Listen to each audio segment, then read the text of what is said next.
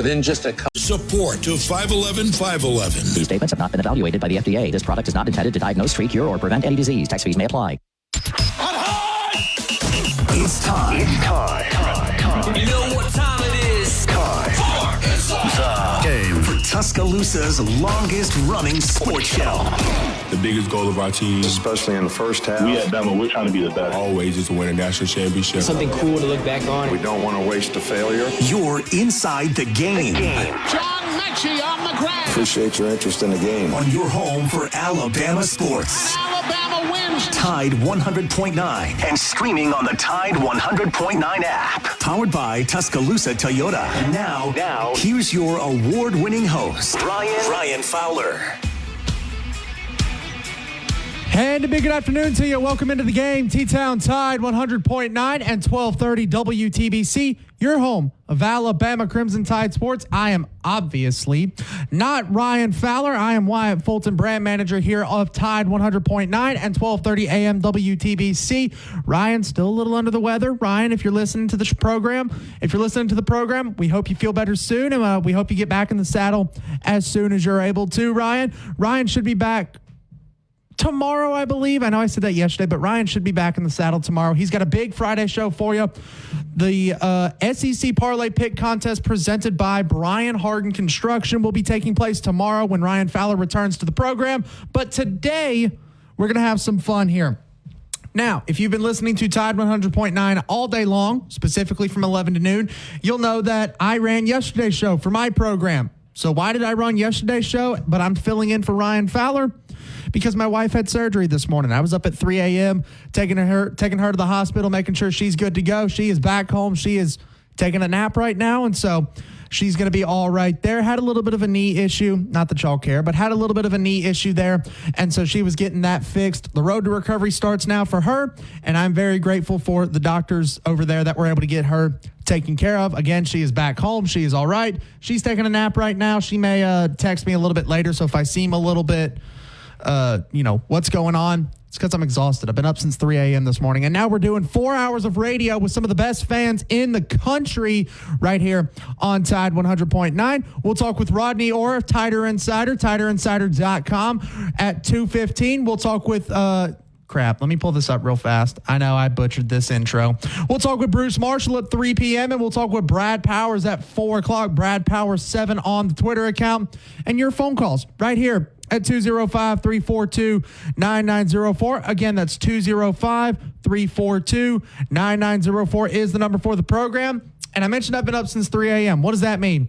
That means I'm exhausted. All right. That means I am tired. That means that we are going to be talking about a whole host of different things today as we get the program rocking and rolling. You want to talk the rest of college football? We'll talk the rest of college football. We'll talk about some of the matchups across the Southeastern Conferences. The SEC's got some big time games today.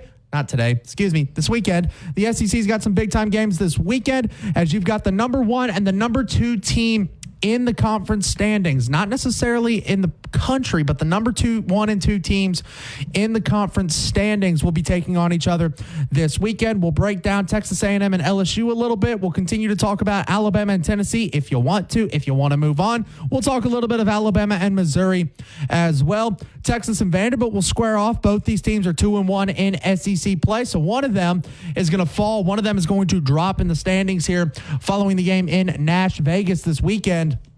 That's going to be a fun one to keep an eye on there a little bit as well. And we'll keep things rocking and rolling here. You want to talk NFL, Bama in the NFL? Let's talk Bama in the NFL. Hell, you want to talk about the NBA? Because that started the last couple of days. My Miami Heat unfortunately lost last night on the night that they dedicated the court to Pat Riley.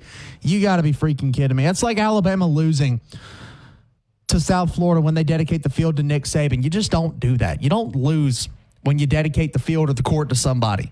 All right? You just don't. And yet the Miami Heat did. So if you want to talk NBA, we can talk a little bit of NBA. Brandon Miller had a really nice dunk over the top of Jabari Smith. Is that his last name? Jabari Smith, the guy from Auburn. Use the other one, Jaisha. There you go. I believe so.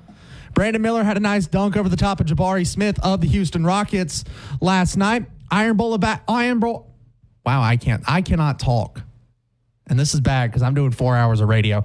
The Iron Bowl of basketball, 1-0 in favor of Alabama this season so far. We'll continue to talk about that as we are 12 right? No. How many days away are we away from Alabama basketball, Jaisha? I believe it's 12. I think yesterday was 13. It's either 11 or 12. We are 11. We're going to say 11. We are 11 days away from the start of the Alabama men's basketball season, November 4th, here at home in Coleman Coliseum against UNC Asheville. We'll have a ton of fun bringing you Alabama basketball coverage there. Again, we'll take a look at the SEC standings. We'll talk a little bit about Hey Coach last night, as well as it was a bit of an odd segment on Hey Coach. Only taking one phone call, Pee Wee from Grand Bay, and then the questions around Ryan Williams' nails. I have no issue with it. You know, his sister, I've heard the story multiple times now. His sister comes up and paints Ryan Williams' nails anytime she can. But Tennessee Orange? Really? Tennessee Orange? Less than a week after losing to the Tennessee Volunteers? Maybe I'm just, I don't know. I have no issue with it, but I don't have an issue with him doing it. I got an issue with the color, though. You go Tennessee Orange? Really? Maybe it's her favorite color or something. I don't know. I'm not going to dog the kid because he's the best player in this Alabama offense right now. Regardless, though, we'll keep talking Alabama Crimson Tide. We'll talk Alabama and Missouri as the injury report was released. The initial injury report was released yesterday by the Southeastern Conference, and there's been some big-time there's been some big-time players listed on this injury report, not only for Alabama, but also a lot of players for the Missouri Tigers. And so we'll talk about that here a little bit as well. Again, we'll talk with Rodney Orr, Tider Insider, TiderInsider.com at 2:15, Bruce Marshall at 3 p.m., Brad Powers, 7 on the Twitter account, Brad Powers at 4 p.m. here, and your phone calls at 205-342-9904. But I want to start this program here as we get ready to go to this first break here. Let's listen from the head coach of the University of Alabama from his opening statement from his press conference, talking and previewing this Alabama and Missouri matchup. Here is Kalen DeBoer, the head coach of the Alabama Crimson Tide. All right, good morning. We've had two losses now, and trying to find those complete games and as a team. And there's been times throughout the season where we've played very complimentary. It might be takeaways and scoring. It might be one team needs a little pick me up, the other comes through. But when the losses happen, those things get amplified. You certainly really look into that more. We got to play better as a team.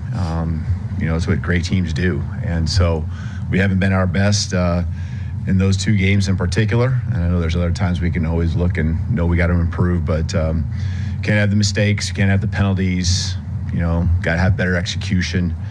All those things that put you behind the 8 ball, throughout the course of the game. And here in the SEC, there's such a fine line, obviously, between winning and losing, and that's how you get beat. And so, that's on all of us. It starts with me just continuing to set the standard, that will lead to high performance. And I know that it just comes down to competing, being solution-oriented every day, bringing everything you have to the football team. I'm confident in a group of guys that want to be great. There's no doubt about it. I can see in their response each and every day, just showing up to work. And so, I have no doubt that that's going to continue to happen. We know that just being a championship football team is hard. We all signed up for it. We all want to continue to improve our awareness, our intensity. And that's not just intensity on the football field and all that. That's just everything we do. We know it takes everything we got. And, that's what we signed up for. So I think the biggest thing is the message has been over the weeks, not just this week or not just after Vanderbilt, but the weeks, all season long. The message is always going to be there's never going to be excuses. That's the one thing that, only softens character. It lowers the standard, and that will never happen. And so, again, talk about being solution-oriented, continue about moving forward, making sure you got the right people here. And I firmly believe that we have a lot of great people with a lot of great skill sets, whether it's players, staff, and that they're all working together. And so really, know that that's going to be the case. kind of moving on to a couple other things, just with injuries, I'll give you an update. I know with Keon Sabb, he does have a lower extremity injury. We're still gathering information here, but we do expect him to be down for a while, and so, that could be an extended amount of time, and we'll just continue to evaluate that. I know there's a lot of, I think, one position group in particular, just kind of put them all together. All the other DBs, I think, just look to see how they progress throughout the week. A lot of similarities between just kind of the level of the injuries that they all have, and right now I'd be expecting them all to be able to play on Saturday. So be ready to go. When it comes to Missouri, just Coach Drinkwitz, especially over the last 2 years, but I know it takes time for him to build to this, has done a great job. Great football coach, just as far as how he's developing guys and, bringing the right people into his program. Got some transfers that have added to, a solid group of returning starters, 17-3 over the last 2 years. Just a resilient group, won some close games. And so we got another great task at hand, as they're always going to be in the SEC. And, our guys are looking forward to the challenge. I know this week's going to be, one where we get back to work and want to bring a homecoming win back home for all our fans, all our alumni. Joining the program now, TiderInsider.com, Rodney Orr. Rodney, how you doing today? Hey, Wyatt, I'm doing well. How are you? Doing all right, Rodney. Now, I know it's Thursday, right? Normally we don't talk about games, 24-hour rule. We normally don't talk about games a little bit deeper into the week, but let me get your thoughts on this Alabama and Tennessee game and Alabama's 24-17 loss. Yeah, I think it's pretty much the same thing. I think that Alabama had some mistakes that continue to haunt them. Obviously the penalties, some turnovers, also some opportunities they had that they didn't take advantage of. So I think all of those things contributed to, what happened at the end. But, again, I think it's just kind of a trend that continues. And like I said last week on Ryan's show, that I really think if they could kind of alleviate most of the avoidable miscues and mistakes and self-inflicted wounds, I think Alabama would be in really good shape. But right now, they just continue to haunt them. Yesterday, I asked multiple guests, about are these issues fixable for Alabama? And I want to get your take on this. We heard CJ Dupree earlier in this week talking about, hey, we're tucking our shirts in, we're showing up to meetings on time. Number one, is it a concern to you that we're going into week 9 and now they're talking about showing up to meetings on time and tucking in their shirt and paying attention to the details? And number two, is this fixable for Alabama in the short window that they've got? Yeah, not really what he said, because I know how players are and they say things, and I don't think his intent was to give the impression that they were doing the right things to get back on track and all of that. It probably wasn't the best thing to say because of the way the fans are going to react. But I get what he's saying. In other words, we're going to do everything we can. But I understand also the impression that it creates. But no, certainly not. That aspect of it does not bother me, because I do believe that they've been doing, pretty much everything they can do to be successful. But your other question was exactly what the mistakes that they've made. Like I said, I think, is it fixable? Yeah. It's not like it's necessarily a talent issue, because I think if really you're looking at it, Alabama makes a few plays here, a few plays there, or doesn't make a few mistakes here or there, they're undefeated right now. So I think it's certainly fixable. I think, again, it goes back to what I said. You're turning the ball over, or you've got a penalty here, a penalty there that creates a big issue for you. Like I said, 15 penalties. I know Tennessee had 11 themselves, but still. And I think Alabama also had some opportunities, like I said, that they did not take advantage of. So I think when you kind of add all those things together, they're fixable, but they're not to this point fixed. Turning the page to the Missouri Tigers. Alabama will kick off against the Missouri Tigers this Saturday, October 26th at 2:30 p.m. inside Saban Field at Bryant-Denny Stadium. Rodney, Missouri's hurting a little bit here because they are, I say probably. Quarterback Brady Cook is currently doubtful for this game. It was reported earlier in the week by Pete Thamel of ESPN that Nate Noel, the starting running back, was not going to play. He is also listed as doubtful on the SEC injury report. How the spread has jumped from 13.5 to Alabama to 17 for Alabama following the news of Brady Cook's doubtful status for this game. What kind of a win does Alabama need in order to make the fan base feel comfortable on Saturday? Or maybe not comfortable, but kind of settle down all the nerves in the fan base on Saturday? Well, I really think that, if they went out and kind of what we said, if they went out and played a clean game, come out on top, show some progress, they kind of perform in the game, I think all of those things would be strides, certainly be good signs.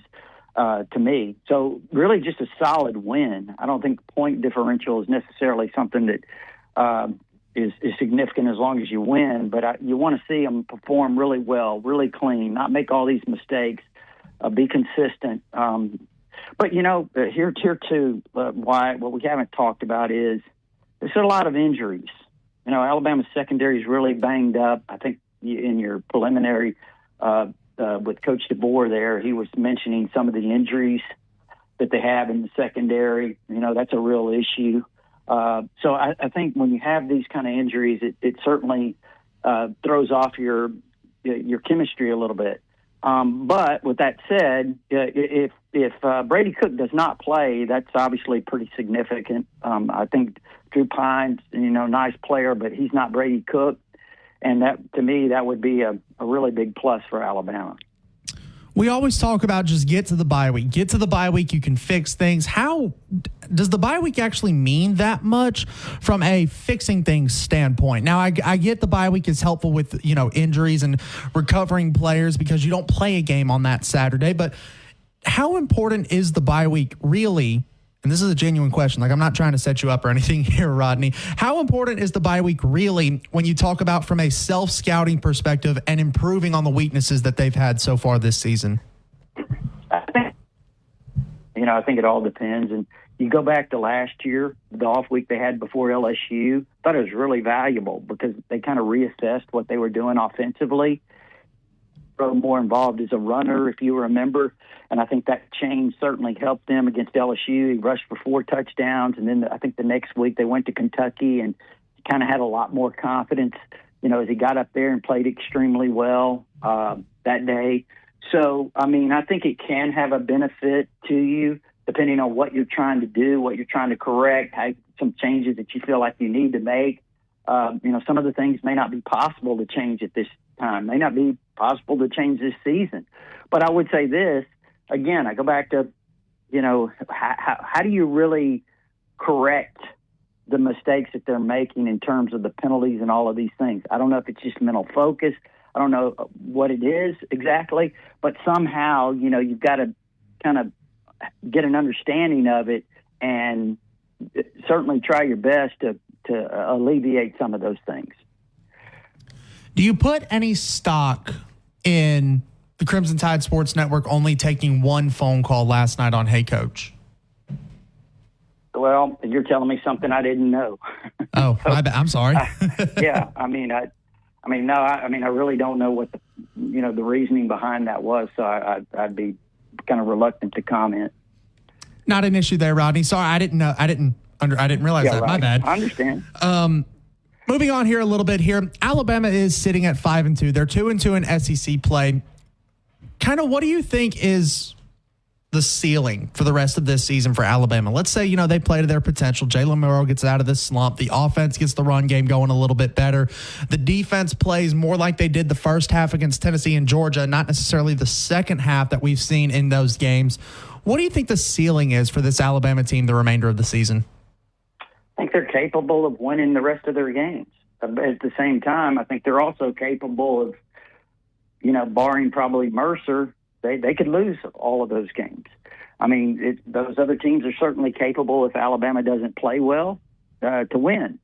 So, no, I think Alabama's capable of winning all those games. I don't think there's any doubt about that, but they have to play well. They have to play better. And that's where I think if they have a solid win against Missouri, gain some confidence, kind of get some momentum back, go into that off week with a positive attitude, kind of a positive feeling, have a good week that week, go down to Baton Rouge, have a good performance, take a big step down there. Certainly the LSU's playing really well right now. They're getting better defensively. They've got a great defensive coordinator, and Nussmeier's a really good quarterback, but if you could go down there and get a win, then all of a sudden everything changes, because there you are, you're sitting there you're looking down the barrel at finishing up the season there with, you got Oklahoma going out there, you got Auburn. Those are certainly winnable games with Auburn coming here. So you would kind of look at it and say, hey, you know what? Now we're kind of in a position to achieve some of the goals that we've set. But it all starts with Missouri. You got to go get a solid win there, and then you get the bye week, and hopefully all the positive things that I mentioned, and kind of take that next step. But that's a lot of ifs. That's a lot of ifs. It absolutely is. And we've seen the struggles from this Alabama offense the past couple of weeks. If you're Nick Sheridan, all right, where do you start in trying to help revitalize this Alabama offense to what we saw against the Georgia Bulldogs in the first half? I really think with Milroe, he's lost confidence. He's not playing with the kind of confidence he was playing, with 27 of 33 against Georgia. And he's just not been. And I thought he played really well, actually, against Vanderbilt. I thought he threw the ball well. They didn't have the ball long, 18 minutes, I think it was, or whatever. And so I think the thing to do is you can get him back into a rhythm, get that confidence back with the way he was playing. And if you can do that, I think that'll go a long way offensively to kind of opening things up like we saw in the Georgia game in the first half. So I think that's really key. Defensively, I mean, again, we can go back to things, and regardless of the injuries right now, I think that, to me, I would really like to see them continue to dial up pressure on the quarterbacks and, come after them. Some of the things we saw at the end of the South Carolina game, they have to get better stopping the run. I mean, they gave up, 150 in the second half against Tennessee. They've been a little susceptible to getting gashed with the run game, which we've seen that kind of all year. So, I mean, I think they've got a lot to clean up defensively. But, again, I think if you can get your offense where it's close to its potential, you mentioned ceiling, they can score some points, and they can really help your defense. Rodney, I want to ask you a little bit on the recruiting side of things. Of course, players are able to take official visits during the season. It doesn't seem like that's quite what Alabama's kind of been trending towards with this staff. A lot of kids took a lot of official visits here over the summer. Alabama's got a couple of big visitors for this Missouri game. Just talk a little bit about the recruiting side of things and a little bit of, maybe provide a little bit of information if you're willing. Yeah, I think, obviously they've got a couple of guys coming in that are committed or have been committed to Auburn. Donovan Starr out of Brentwood, Tennessee's corner. I think Anquan Fagans is slated to come in as well. We'll have the whole list, or at least most of the list, tomorrow on TigerInsider.com. But so they're continuing to recruit a lot of guys. Obviously, 2026 kids are coming in. They've got some really impressive offensive linemen from the 2026 class coming in. Jackson Cantwell from up in Missouri, Nixa, Missouri. He might be the number one offensive tackle in the country for next year. He's looking at Alabama really, really strongly. I mean, they've got a great relationship with him. Both of his parents, by the way, Wyatt, were Olympians. It's pretty interesting. But they were Olympians in track and field events or whatever. But with all that said, so they've got a really impressive list of younger. And I think Alabama, as you look at it right now, of course, some people have them number one in the country in recruiting, 1, 2, 3, somewhere in there, depending on which service you look at. And I think they're going to finish really strong. Got to hold on to the guys you've got. There's a lot of negative recruiting out there. There's a lot of people, making up kind of ways to impress these kids and so forth. So I think it's you got to hold on to who you have and finish strong, which I think they will, and then the portal. And I think you're going to see Alabama a lot more active in the portal this year because, you've got this coaching staff in place. I think they can finish strong and really kind of enhance their roster with some of the guys they bring in the portal. You mentioned Alabama's positioning in the recruiting class. Number one on some sites, number two, depending on what you decide to look at there. Has this recruiting process gone much better?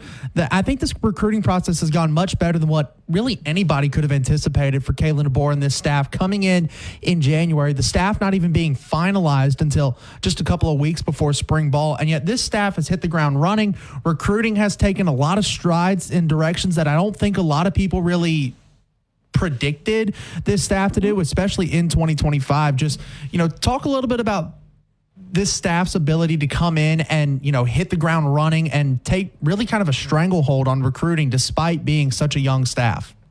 I think they've done a fantastic job since they got here in terms of the recruiting, in terms of holding players that already on the current roster. Yeah, they did lose some that you would have really liked to have kept, certainly Caleb Downs, for example, but they did a fantastic job of holding that roster together, in my opinion. They brought some guys in that have been really strong contributors.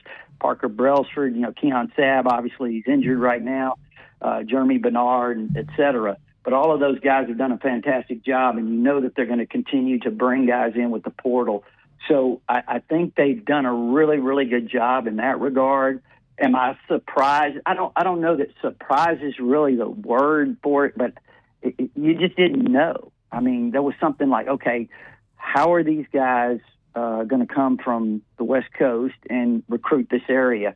And I think the early indication was when Ryan Williams decommitted shortly after Coach Saban announced his retirement, and then 15 days later, he's recommitting. So I think they do a fantastic job. It's pretty incredible, I think, where they are right now.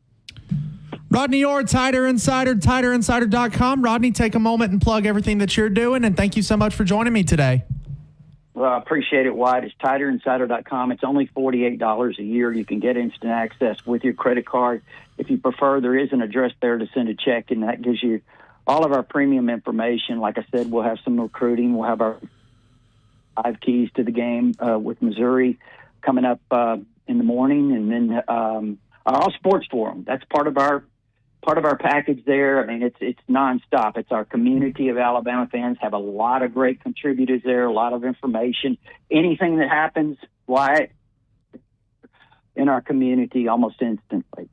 Rodney, plug your book as well here really quick. I've seen people talk about it. I haven't quite gotten my hands on a copy yet, but plug your book here real quick too. Well, yeah, I appreciate that, Wyatt. It's Bigger Than Bama. Of course, it's available. You can go to RodneyOrr.com. That's RodneyOrr.com.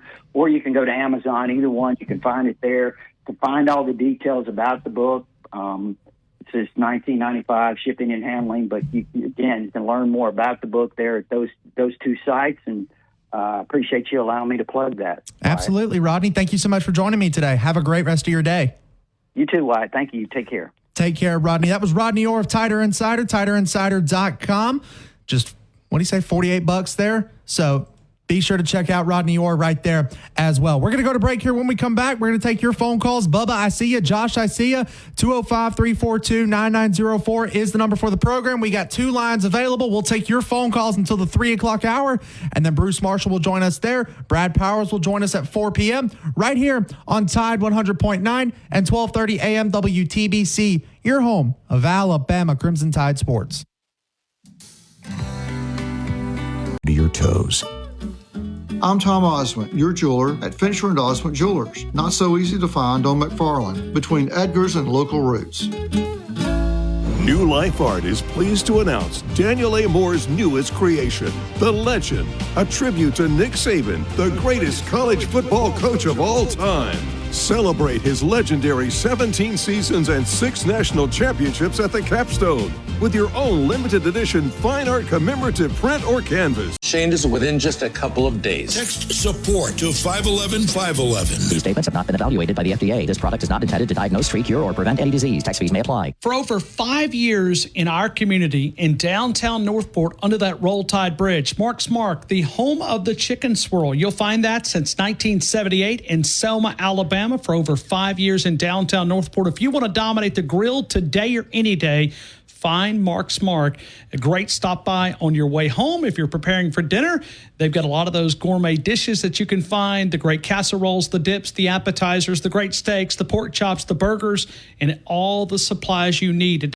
In West Alabama. If they don't have what you're looking for on the lot, they'll find it for you. Check out the complete inventory at Mercedes-of-Tuscaloosa.com. Roll Tide. Big Mike's downtown Moundville, only about 15 minutes from where I'm located. Also in Gunnersville, Alabama, Thomasville, Andalusia, Auburn, Alabama, Orange Beach. You'll find one of the best steaks in the state of Alabama, voted by the Alabama Cattlemen's Association and many other great publications recognizing the great ribeye, the seafood entrees. You'll find those.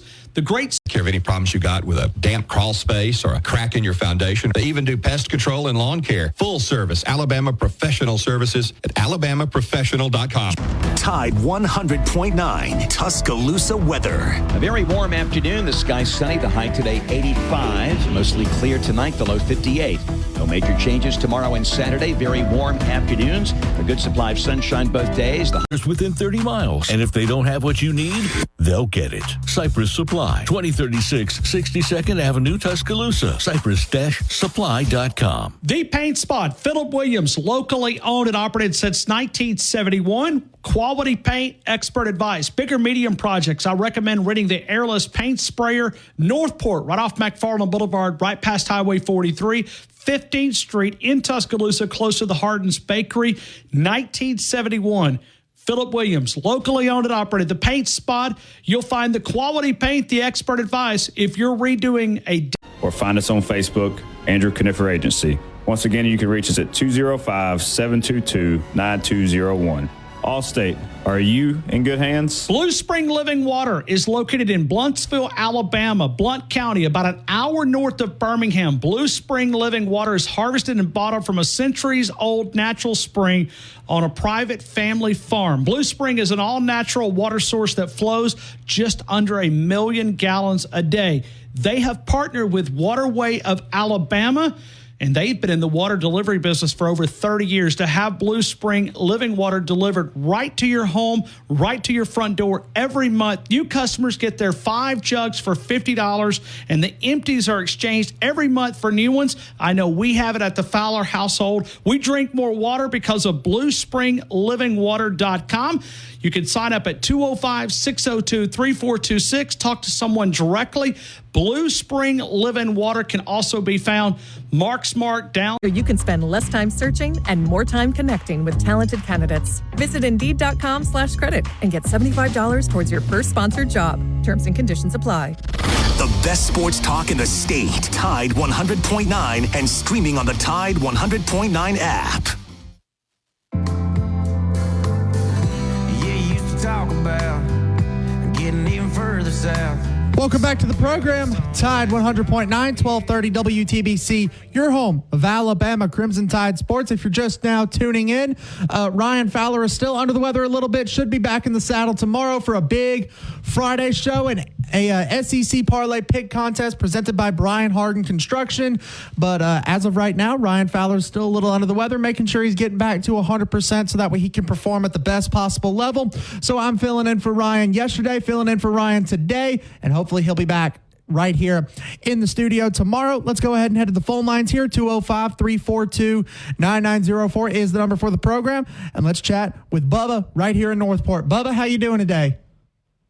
I'm doing great, Wild. How are you doing today, sir? Little tired, but we're trucking right along. We're making it through today. We're already almost an hour into the program, and so we're having a lot of fun here today. What's on your mind this afternoon? Well, I want to address this orange on Ryan Williams' fingers. You know, it could be what he's doing, had him painted orange for motivation. Look at that orange, though, to get the job done. Maybe it's a constant reminder to the rest of the team. Hey, look what happened. Remember this. Feel the pain of watching Tennessee storm the field for the second time in 3 years and use it to finish out this season strong. I think this needs to be a statement game. We need to go out there and just punch them in the mouth. If we can come out and do what we did to Georgia the first half, they'll get a lot of these fans off the board's back. It will. It absolutely will. You got to finish the game better than you did against Georgia, despite getting the victory over the Bulldogs. But I think you come out and punch Missouri in the mouth like you did Georgia, and that'll be a really, really solid game for Alabama heading into the bye week where they can rest up and have 2 weeks to prepare for a game that could determine your season in Baton Rouge. One game at a time. One game at a time, focus on the Missouri Tigers, and then you get 2 weeks to focus on the LSU Tigers. Yeah, if we can, and if we win those last 3 games, we're not going to be going to SEC. That's another SEC title game. That's another bye week to get ready for the playoffs. It is. And if you win out, there's still the potential to host a college football playoff game. Alabama's got to be a top 8-ish team to host a college football playoff game. You look at the teams ranked ahead of them. Texas, Georgia, LSU, Texas A&M. Texas A&M's one spot ahead of them. If they lose, Alabama wins, Alabama will at least jump to number 14 following this weekend. And then if they can topple a top 10 LSU squad, that'll put them right back in the mix for the college football playoffs. Absolutely. Well, that's all I got today. I'll see you tomorrow at the spree. I'll see you tomorrow, Bubba. For those of you that don't know, I do my show every single Friday from 11 to noon from Roll Tide, Bubba. Thank you so much for calling in. For those of you that don't know, I do my show every Friday from 11 to noon right there from Innisfree Irish Pub right here in Tuscaloosa. I won't plug that too much because I am not currently on my show. However, if you do want to come hang out, come say hey for a little bit. I will be there from 11 to noon on the air, and then I'll hang out for another hour off the air here as well. Let's go ahead, head to break here. That way we give Josh in Georgia plenty of time to get his thoughts in before we hit the top of the hour and talk with Bruce Marshall. You're listening to The Game, filling in for Ryan Fowler. I'm Wyatt Fulton right here on Tide 100.9 and 1230 AM WTBC, your home of Alabama Crimson Tide Sports. Last Scoreboard Show from 10 to 11 p.m. The Last Scoreboard Show is brought to you by 4th District Congressman Robert Adderholt, Bevel State Community College, 1225 Sports Bar, and Taco Casa. New Life Art is pleased to announce Daniel A. Moore's newest creation, The Legend, a tribute to Nick Saban, the greatest college football coach of all time. Celebrate his legendary 17 seasons and 6 national championships at the Capstone with your own limited edition fine art commemorative print or you can shop online at TuscaloosaCDJR.com. At Tuscaloosa Chrysler Jeep Dodge Ram, you pick it out and we'll work it out. Roll Tide. Dos Amigos, Highway 69 in the new Public Shopping Center. 11 a.m. opening, 10 p.m. Friday and Saturday closing at 9, Sunday through Thursday. Some great Mexican cuisine, the great fajitas, the great desserts, the great lunch specials. You'll find it at Dos Amigos in the Public Shopping Center on Highway 69. Takeout orders. Best quality to our customers. So we just look at it as, hey, basically, we're your kitchen. You're just coming to eat in your kitchen. Taco Casa, under the biggest cactus in town. The Game is powered by Tuscaloosa Toyota, TuscaloosaToyota.com. David DeSantis, the largest selection of new Toyotas in over 3 years, can be found on Skyline Boulevard, 3325 Skyline Boulevard. Also a nice inventory of pre-owned inventory. You can find the new Tundra, the 2024, the Tacoma 2-wheel drive, 4-wheel drive. How about a new 4Runner, Highlander, RAV4, Camry, Corolla? For those outside of Tuscaloosa, say code radio55 at lumen.me to get an additional 15% off your first purchase today. LUMEN.ME, promo code radio55. Where the legends of Alabama football hang out. McCarron, draw play. Lacey, huge hole. Touchdown. Yep. Alabama touchdown. The Game with Ryan Fowler. Your home for Alabama sports. Tide 100.9 and streaming on the Tide 100.9 app. Pour me another round. Line them up and knock them down. 2 more, let's go. Morgan Wallen, after losing to Tennessee, Jaisha, really? You got to play Morgan Wallen after Alabama loses 24-17 to the Tennessee Volunteers? See, I almost opened up with Talking Tennessee is one of my favorite songs by him. It's a good one. I said, let me not play that one. I probably will not make it out of Tuscaloosa alive if I play that song. That's all right. I travel to cover the SEC. I cover a lot of Alabama football games on the road. I've been on the road for both the games so far this season in SEC play. And I have this tradition that I like to do, right? I like to get something from all the schools that I go to a game to cover, right? I've got a Vanderbilt t-shirt. I've got a Georgia t-shirt, got a Texas t-shirt, got multiple Alabama t-shirts. Well, I bought a Tennessee hoodie on Friday, and it's still sitting, tags and everything, in the backseat of my truck. I have not touched it since I put it in the backseat of my truck on Friday around lunchtime. And I might just wear it sometime soon. Maybe when they lose, I'll wear it. But, I've got a Tennessee hoodie sitting in the backseat of my truck. I think you cursed us. I think I kind of did as well. My friend and I, we traveled to be fans, and I had a I Hate Tennessee shirt on and a Rocky Flop pen. And this Tennessee fan, he came up to me and he took a picture. He was like, he got his wife to take a picture. He was like, oh, we got to take a picture of this. And at first I didn't know what he was talking about. So he had a hat that said, I hate Alabama. Oh, I like that, though. We sat there and we watched their Vole Walk. I called it the Walk of Champions, and one of the Tennessee fans was like, no, it's Vole Walk, not the Walk of Champions. I was like, you're right, 'cause y'all don't have as many championships. Y'all ain't got championships. But they handed us, like, some of the free programs, and it's just Tennessee all throughout it. And it was a game program, so I took it, and I was like, after we lost, I said, I think we kind of cursed them walking around with this program. You may have cursed it. I may have cursed it. Regardless, Alabama did lose to Tennessee, unfortunately, but the Crimson Tide have a chance to right the ship this weekend. We are not in Columbia, Missouri, so I will not be getting a Missouri hoodie this weekend as Alabama takes on the Missouri Tigers here in Tuscaloosa, Alabama. Let's talk about the matchup more with your phone calls, and let's start right here with Josh in Georgia. Josh, how you doing today? I'm doing all right, Wyatt. I've had a pretty good day just hanging around the house, getting some things done, and I think maybe you may have heard me tell Ryan a few weeks ago I get ready to start a new job coming up. So I've got a little bit of time to relax and offset myself and reset myself. And, of course, football is one of the ways I like to do that. And I love watching games on Saturdays all day long if I can. But I'm definitely sitting down and watching Alabama whenever they're on. So. Oh, absolutely. You got to sit down and you got to watch the Crimson Tide when the Crimson Tide play. I know Ryan called me a homer the other day. I was like, yeah, I've been waiting on that one. He called you a homer? Yep, I've been waiting on that one because, I mean, I don't pick against Alabama. I don't root against Alabama. He pretty much said I'd take Alabama over Jesus and the 12 disciples. That's what he said. So would you take Alabama? Oh, I told Ryan, I said, you're going to get me in trouble. He's like, I'm not asking you to renounce Jesus, but you take Alabama over Jesus and the 12 disciples. I'm like, I don't know. Like that one puts me in a hard spot since I'm a man of religion. You'd have to, you definitely have to repent on Sunday for rooting against Jesus and the 12 disciples on Saturday. But it'll be hey, look, there's some people out there that would pick Alabama. I'm not saying you would, Josh, but there are some people out there that would pick Alabama. Josh, I got a question for you. You said you won't pick against Alabama. So what is your concern level right now with the Alabama Crimson Tide heading into this game against Missouri? I want to see Jalen definitely get this thing right because he's not playing up to his full potential that I know he can play to. And what goes into that thought process for me is I look back at last year.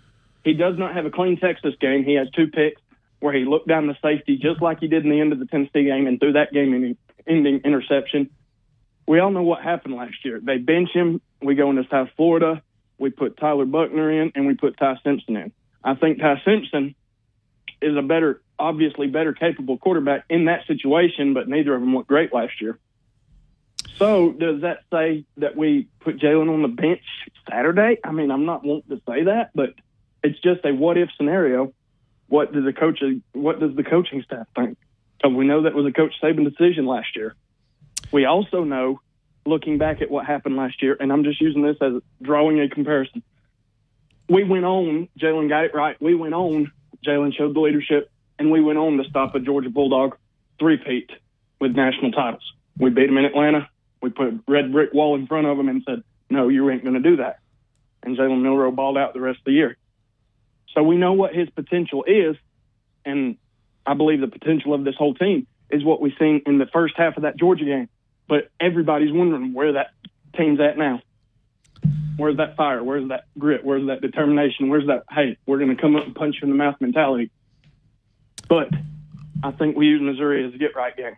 I'm going to ask you the same question I asked Rodney Orr. What do you believe the ceiling is for this Alabama team the remainder of the year? The remainder of the year, I believe the ceiling for this team would be a 10-2, maybe not an SEC title appearance, but a 10-2 playoff appearance where we host a game in Tuscaloosa. I believe for hosting a game in Tuscaloosa, we have to be a 5-8.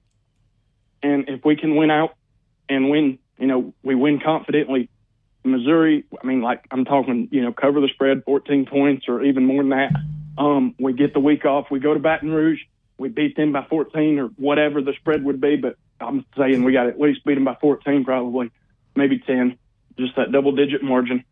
And then you take care of Oklahoma on the road. You got, of course, Mercer's a gimme game.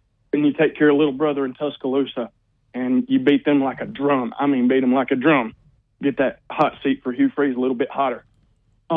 Then I want to see, like I said, I don't really care about an SEC championship appearance. And I know that sounds crazy because I'm like almost a super fan whenever it comes to these guys. But with the 12-team playoffs, I want a playoff game in Tuscaloosa. And I want somebody to be able to come in, and I want them to have to play 7:30 at night in Bryant-Denny Stadium, a raucous, loud Bryant-Denny Stadium. And I want them to have to come in on prime time and beat us on our home turf. Because them boys down there in Tuscaloosa, I've been to numerous games over the last several years. I've been to some evening games, even though the competition may not be great. That crowd is great, and that crowd is rowdy. And especially whenever it gets into that fourth quarter and they crank up Dixieland a lot, them people get loud. They absolutely do, Josh. Thank you so much for calling in, man. Is there anything else on your mind? Real quick, to the deserters, man, y'all suck it up. To the ones that sat here and watched Alabama for all these years, how did y'all get through after Coach Bryant to Coach Stallings, after Coach Stallings to Coach Saban? Y'all need to stop trying to leap out the window on this team and stop, just chill. This is the dude's first year. I said it Monday, and if I have to, I'll get Wyatt to chop the thing and email me the clip for Monday, and I'll mass send it to people that I know is listening to this show. He's going to end up with a better record than 7-6. That is evident, unless the bottom falls out of this thing. But I ain't saying the bottom's going to fall out of this thing because you can't convince me of that. Anyways, roll Tide, Wyatt. Right back at you, Josh. Thank you so much for calling in. We're going to go to break here. When we come back on the other side, Bruce Marshall is going to help us break down some of these other games in the SEC and Alabama and Missouri. You're listening to Tide 100.9 and 1230 AM WTBC, your home of Alabama Crimson Tide Sports. Repair and the future repairs. No overtime charges on weekends and holidays. No hassle guarantee. Adams Heating and Cooling, 205-872-0045. Tuscaloosa Custom Curbing. Call Paul at 205-331-6823. Custom curbing for your home or business. Do away with those plastic individual stone borders. Go for that more permanent, decorative concrete border. No more grass growing between those individual stones. Cleaner to edge to maintain.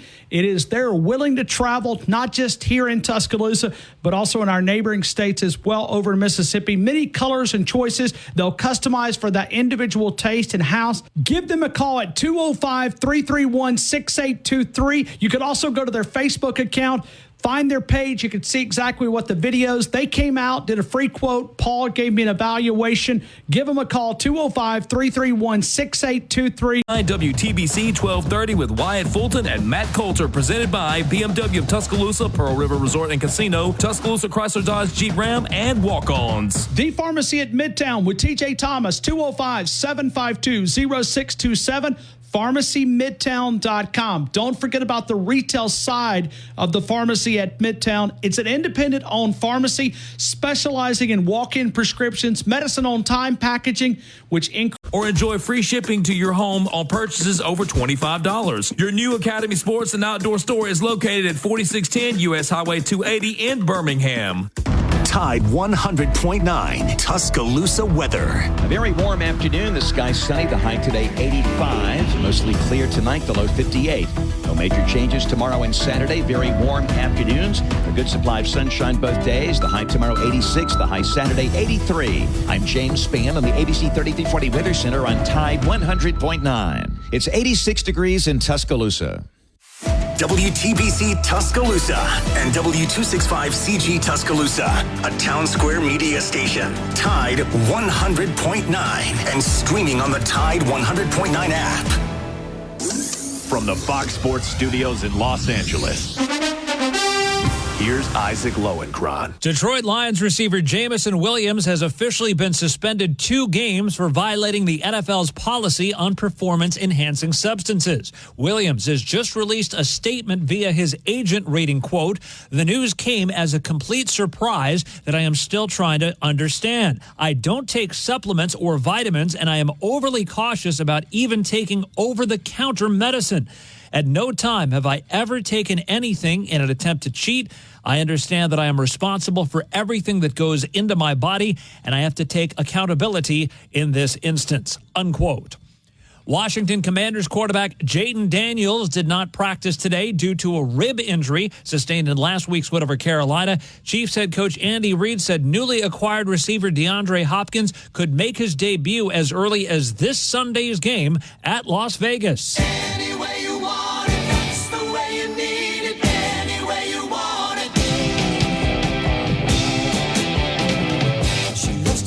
Joining the program now on Tide 100.9 and 1230 AM WTBC, your home of Alabama Crimson Tide Sports, Bruce Marshall. Bruce, I know I'm not Ryan Fowler, but I still want to say thank you for joining the program today. How you doing this afternoon? Pretty good. I bet you I'll be your first guest riding a rental car airport shuttle in Orlando to the airport, and I'm doing my show from the shuttle. Hey, look, that's the world of journalism. You got to be able to do things a little bit flexible. You got to be able to jump on at different times. And once again, we appreciate you jumping on with us here, Bruce. It is good fun, and actually it's better. I don't have to drive here, so I could just talk away. That's even better. Let's go ahead and jump into this here a little bit. Talk to me a little bit about Alabama's loss to Tennessee and kind of what your thoughts were on Alabama and the Volunteers on Saturday. Yeah, I think that's probably the best defense the Tide is going to run into this year.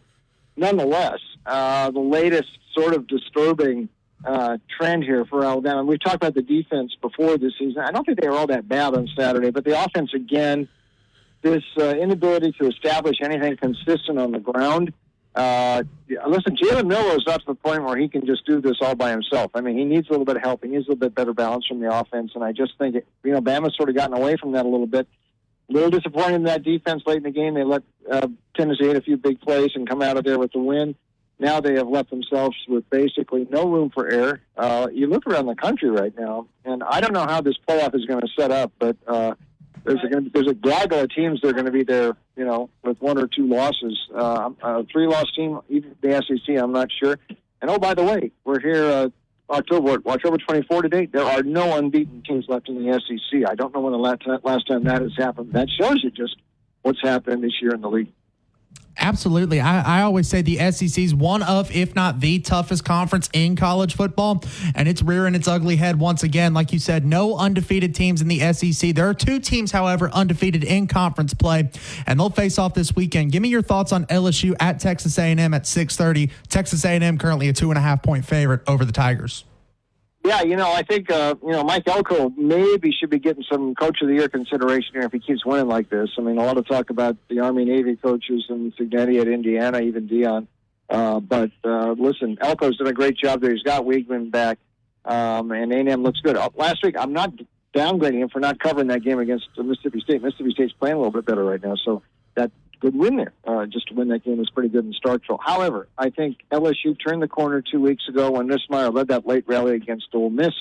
That touchdown to Anderson on that 4th down pass was as good and clutch as you can get to force overtime. The TD pass in overtime was great, and they are really rolling right now. And this is when Brian Kelly's team has really hit the accelerator the last couple of years.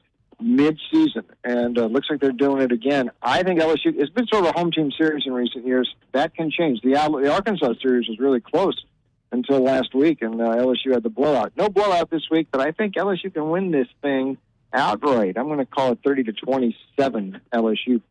The question about Texas A&M is which Connor Weigman's going to show up. He looked great against Missouri 2 weeks ago, and then he kind of struggled a little bit against Mississippi State. Like you mentioned, Mississippi State playing much better football as of late, just not quite able to get it done. Which Connor Weigman do you think will get on Saturday watching this game? Well, I hope it's the Mississippi State Weigman if I'm picking LSU this week. So So we'll see about that. Looking back, I mean, if A&M keeps winning here, they're going to look back at Marcel Reed and say, he really saved their bacon for a little while there because he stepped in there really nice for a couple of games. But Weigman's going to be, if he's healthy, he's going to be the guy. But you do have to, Elko does have to worry about that a little bit. There are some ups and downs. Let's hope if you're an LSU fan this week, you want the down version of Weigman on Saturday. Ole Miss is welcoming Oklahoma into Oxford, Mississippi. The Rebels are currently a 20-point favorite over the Sooners. Oklahoma fired their offensive coordinator this past Sunday. What are your thoughts on Ole Miss and Oklahoma? Ole Miss got their back against the wall right now, facing 2 losses. I am actually headed there, believe it or not. I will be there Saturday. It's an early kickoff, and I will be there with the Ole Miss radio guys and Brett Norsworthy. That's my one game a year. And he gave me Oklahoma this year. Unfortunately, this is the worst Oklahoma team we've had in decades, I think. I'm not even sure they're going to make a bowl game. We've talked about the offense in the past, the struggles. You mentioned Seth Luttrell getting dismissed after the game last week, which was a disaster against South Carolina. They've had to put Jackson Arnold back in the lineup. Listen, Brent Venables, I don't know how much rope he's got here, but, I mean, if they end up missing a bowl game, if nothing else, he puts himself really on the hot seat for next year. My only concern here is just laying this many points. This is a premium number for Ole Miss. I think I'm going to call it 32-10 Ole Miss. I think they can get there. They've just got so much more offense than Oklahoma, which doesn't have any right now. And I think that'll probably be the difference, but it is not my favorite game on the card, laying 3 TDs like this with Ole Miss. Do you still believe in Ole Miss? They've got Oklahoma this weekend. They travel to Arkansas next weekend, and then they host the Georgia Bulldogs. Looking ahead, I know we're 2 weeks out from this, 3 weeks out from this, but looking ahead, do you think Ole Miss has a little bit of a shot there against Georgia? They might have a little shot. They won't be favored now that Georgia won into Texas and won. I'm a little disappointed with Ole Miss. I mean, they have shown bully tendencies this year. I mean, they got challenged twice. They didn't answer. They did not play bad at LSU. But they couldn't make the plays down the stretch they needed. The offense was kind of shut down by Kentucky last month, too. So, I mean, this is they are in the same boat as Alabama, 2 losses, and another one I think knocks them out of the playoff mix. They won't lose this week, maybe not even next week, but the Georgia game in a few weeks, that could be a different story. Speaking of the Mississippi schools, Mississippi State welcomes Arkansas. You can get into this game for the price of 2 Cokes at a gas station. $4 is the current lowest ticket price for this football game at 11:45 a.m. on SEC Network there. Arkansas, a 6-point favorite on the road. Are you taking the Razorbacks or are you taking the Bulldogs here? I'm taking the Bulldogs. I wonder if I'm walking into a trap, though, but this is 3 straight games where Mississippi State has played pretty good against top-level opposition there. And they've played, pretty competitively here in recent weeks. The Georgia game, they played very competitively. Last week they were there with the Texas A&M. The Texas game, they were in there. Van Buren, I think, gives them a little something more quarterback than Shapen did before Shapen got hurt. These are 3 very competitive efforts in a row. I am wondering about Arkansas. I thought at some point this thing might start to go sideways on them. I don't know if Bobby Petrino is the guy you want to have in the foxhole with you. And any thought that he had that he may get this job again. No, the only way he would is if they dismissed Sam Pittman before the season is over and they made Petrino an interim. I don't think that's going to happen. But you can sense the walls sort of closing in Arkansas right now because Pittman's no guarantee to come back next year. And I think this thing might start to go real sideways for the Razorbacks. I'm taking Mississippi State. I think they might win this game, and it looks like I think this is legit. I like Van Buren a lot, and Jeff Levy looks like he's got these guys back on track. Van Buren's looked really, really well. I watched a little bit of Mississippi State. Our morning producer, he's a Mississippi State fan, so I've watched a little bit of the Bulldogs to kind of give him some grief, and I haven't been really able to give him grief because they've been playing tough in a lot of football games here. Van Buren's looked really, really solid coming in for the starter there after he went out with the season-ending injury against the Florida Gators. Let's move on here a little bit, talking about the other team in the state of Alabama. Auburn hitting the road, heading to Lexington, Kentucky. Kentucky, a 2.5-point favorite here at home. Give me your thoughts on the Tigers and the Wildcats, please. Well, Hugh, I mean, if he loses this, he's 2-6. And like we mentioned last week, I mean, Brian Harsin had trouble like that, and he had to go into witness protection, and they got rid of him. I'm not sure how much rope Hugh has there, but Auburn has not played all that badly the last couple of weeks. They were on the road. They were very competitive there against Missouri last week, led in that game most of the way. And, they played Georgia actually pretty tough. As long as Peyton Thorne avoids mistakes, and he's cut them down. He hasn't thrown a pick in either of the last two games.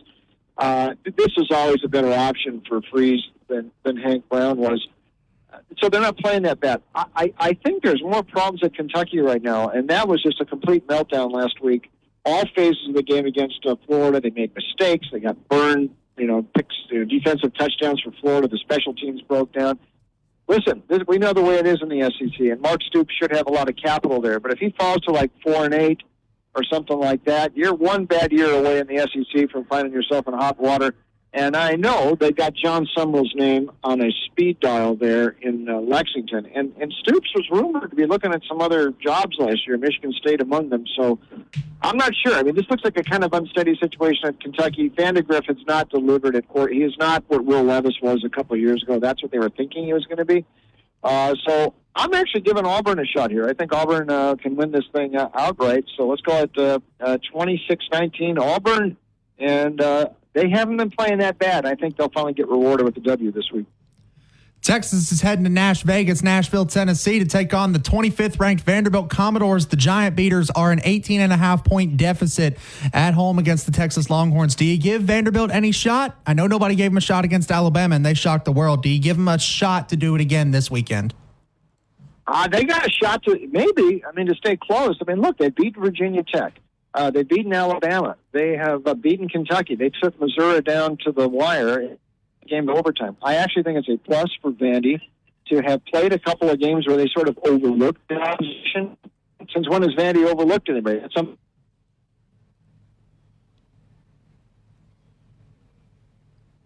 Did we lose you, Bruce? We may have lost Bruce Marshall here.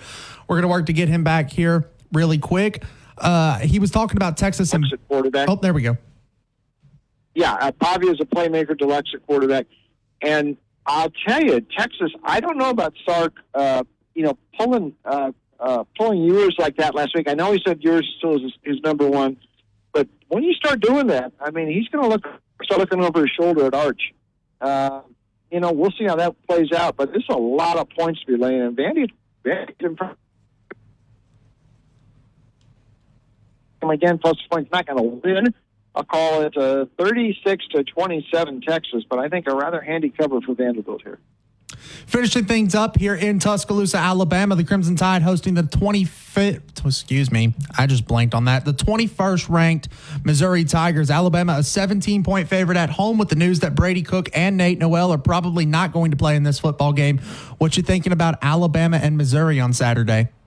Well, now that Cook is not, if he's not going to play, and we heard this before about Noel, that's not good for Missouri. And, Cook had to come back to the stadium after going to the hospital last week. So, that was kind of dramatic, and they pulled that thing out against Auburn. Here we go. By the way, I'm getting up by shuttle right now at the airport. But, I don't know that I want to lay this many points at Bama no matter who's playing quarterback for Missouri right now, because Alabama's got some things they've got to iron out with that running game. They're not covering points, but it's very consistently. And I actually might lean a little bit to Missouri. I don't think this is a game Alabama's going to lose. I can't see them winning. I can't see them losing without with Cook not in the game. But covering this number, that's a little bit much, Ryan. So a little lean maybe to Missouri plus the points, but Alabama does get back on the win track this week, I think.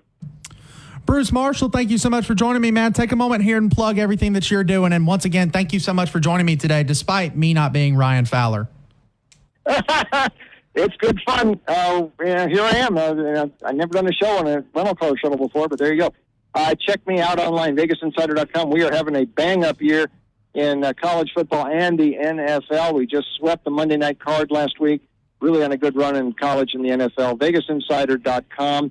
You can also get my picks at CBS Sportsline, Sportsline.com, and my new places, winnersandwhiners.com, WHINERS.com, and picksandparlays.com. Bruce, thank you so much for joining me, man. Have a great rest of your day. You too.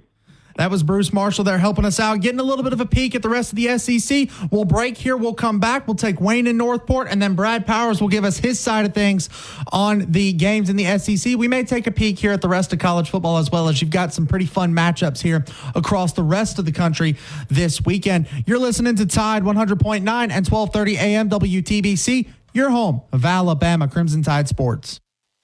Is the place to be. Visit us now to save big and discover why so many are switching to BMW.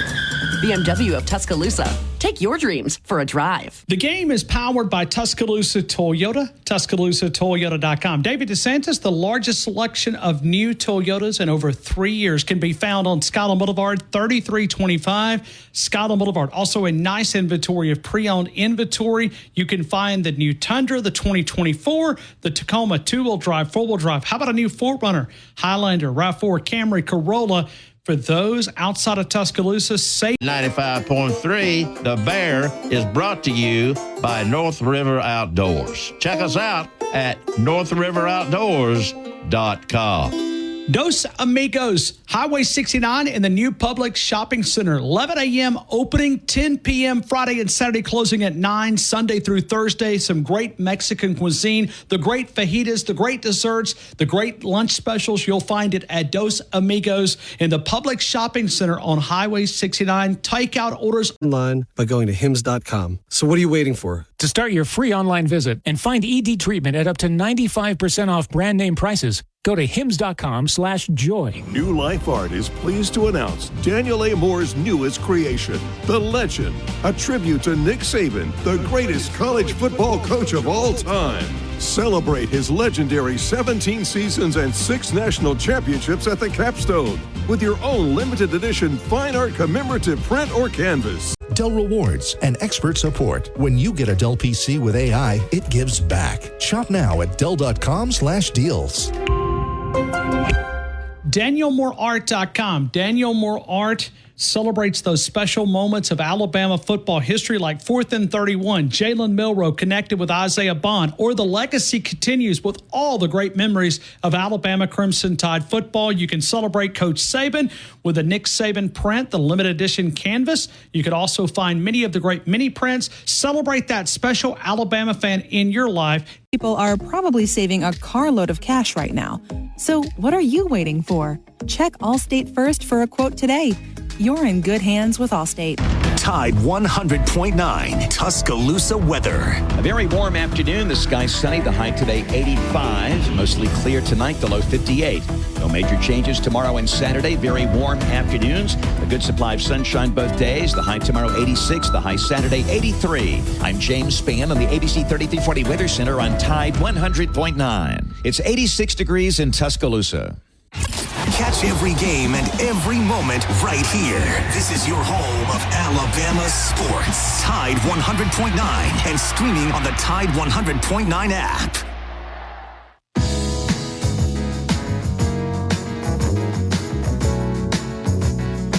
Happy 50th birthday to the head coach of the Alabama Crimson Tide, Kalen DeBoer.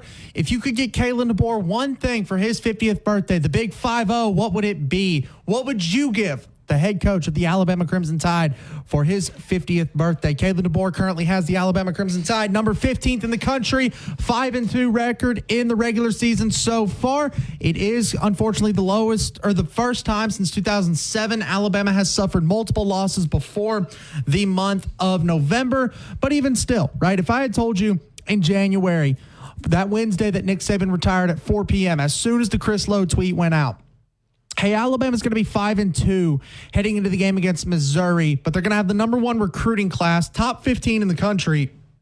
Would you have taken that?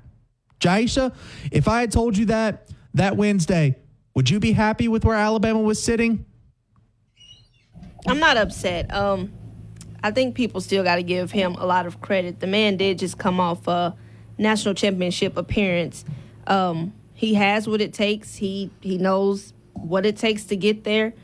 In this new era of college football, 5-2 isn't bad because we are looking at teams that are 1-6. And look at Florida State, for instance. They had everything they needed and the keys to success last year. And a lot of people expected them to be in a better position. and kind of expected Alabama to plummet.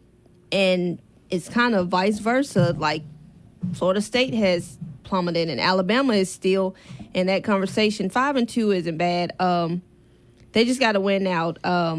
I've tried to analyze this as much as possible, and at the moment, there's 5 SEC teams that have clinched a bowl game, and we need a lot of chaos to occur over the next 2 weeks for Alabama to get back in that conversation. I like it. If you could get Kalen DeBoer anything for his 50th birthday, what would you give the head coach of the Alabama Crimson Tide?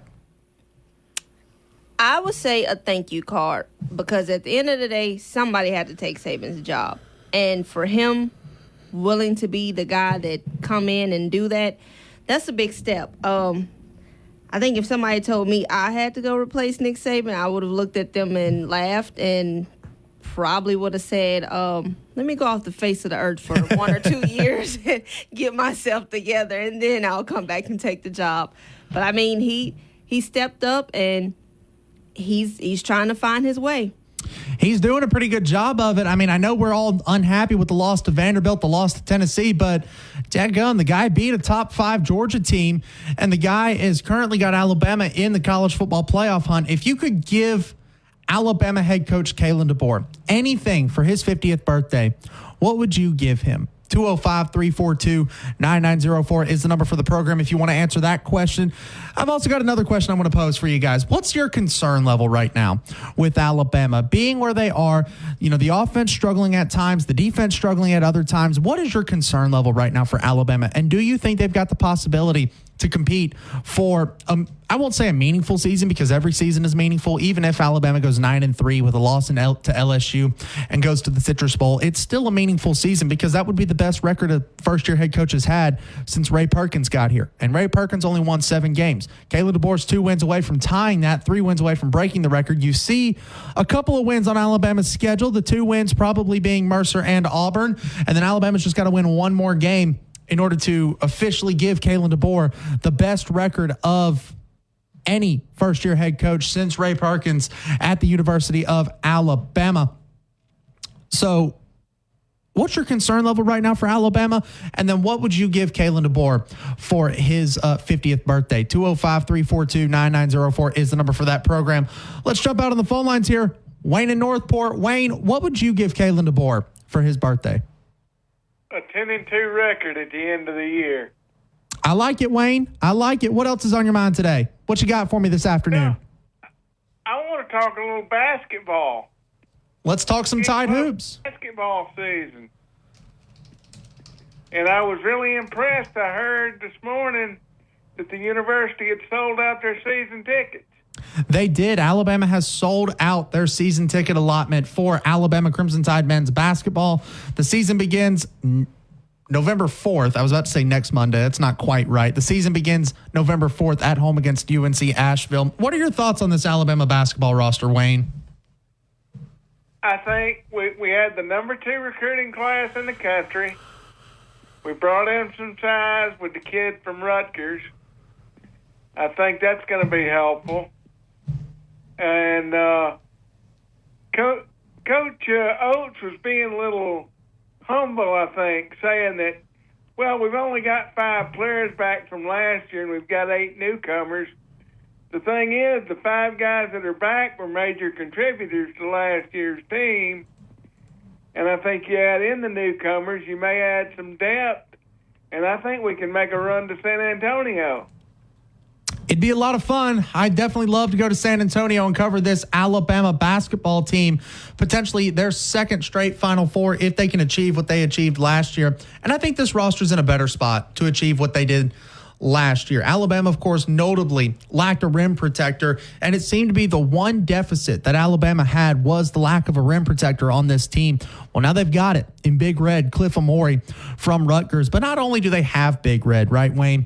They've got a flurry, a slew of guys that can just score seemingly at will. Mark Sears was the leading scorer from last year's team. He's back. Grant Nelson, when he was allowed to play the stretch 4 instead of playing the 5, he was a lot more comfortable and looked a lot better for Alabama last season. He's back. You've got a guy in LeBaron Philon who they are just raving about him any single chance that they get to talk about LeBaron Philon. And Aiden Holloway's not a bad kid either. He's looked really good in that scrimmage. He looked really good in that exhibition game against Wake Forest. We'll see Alabama basketball in action again next Monday here when they take on the Memphis Tigers, not the Memphis Grizzlies. I was blanking there. Sorry about that, Wayne.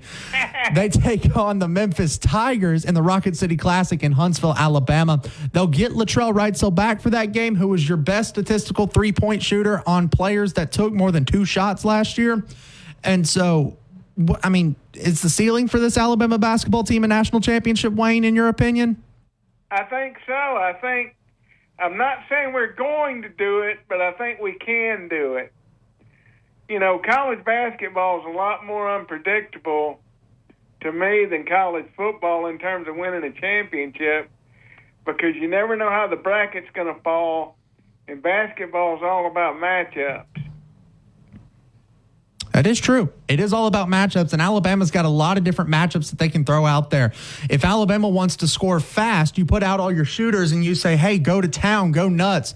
You throw out Mark Sears, Jaron Stevenson, Latrell Wrightsell Jr., Aiden Holloway, and you just say, hey, run the floor, tire them out. But if Alabama needs a little bit of rim protection, they can say, hey, Cliff Amore, Jaron Stevenson, Grant Nelson, Mo Diabate, hey, get out there and shut this other team down. And they've got the ability to do that. Not only does that lineup provide you a good defensive look, but it also allows you to get to the basket on the other side of the floor. And so I think this Alabama basketball team can possibly win in a number of ways. We'll see as the season does start here in a couple of weeks, but it's hard not to be excited about basketball season here in Tuscaloosa. I said it in the preseason back in July. I said I may be more excited for Alabama basketball than I am Alabama football. When was the last time people have been able to say that here in Tuscaloosa? Not in my lifetime, not that I can remember, and I've been around for a long time. This city's on fire for basketball, and I think it's going to be interesting. One thing I'd like to leave for you to give to Ryan, maybe if when he gets well and gets back, maybe he could get Coach Oates on the show. I think that'd be fun. I think it would be a lot of fun. He's had Coach Nate Oates on his program before. He had him on following the West Region Championship where Alabama advanced to the Final Four. And I got a feeling Ryan should be able to get him on here. Maybe not sometime soon because Nate Oates is getting ready to start his season, but I think Ryan has got the ability to get Nate Oates on. I'll definitely be listening when he does. Absolutely. Have a good day, Wyatt. Have a great one, Wayne. Thank you so much for calling in. We are completely open for phone calls right now. Not a phone call on the board. Does that say some more about me, or does that say more about you guys are still working? Either way, if you want to, 205-342-9904 is the number for the program. We'll break here. When we come back, if there's no phone calls on the line, we'll hear from the offensive coordinator of the University of Alabama, Nick Sheridan, as we get ready to continue on through the program. We'll talk with Brad Powers 7 on the Twitter account right here on the game at 4 p.m. You're listening to Tide 100.9 and 1230 WTBC, your home of Alabama Crimson Tide Sports.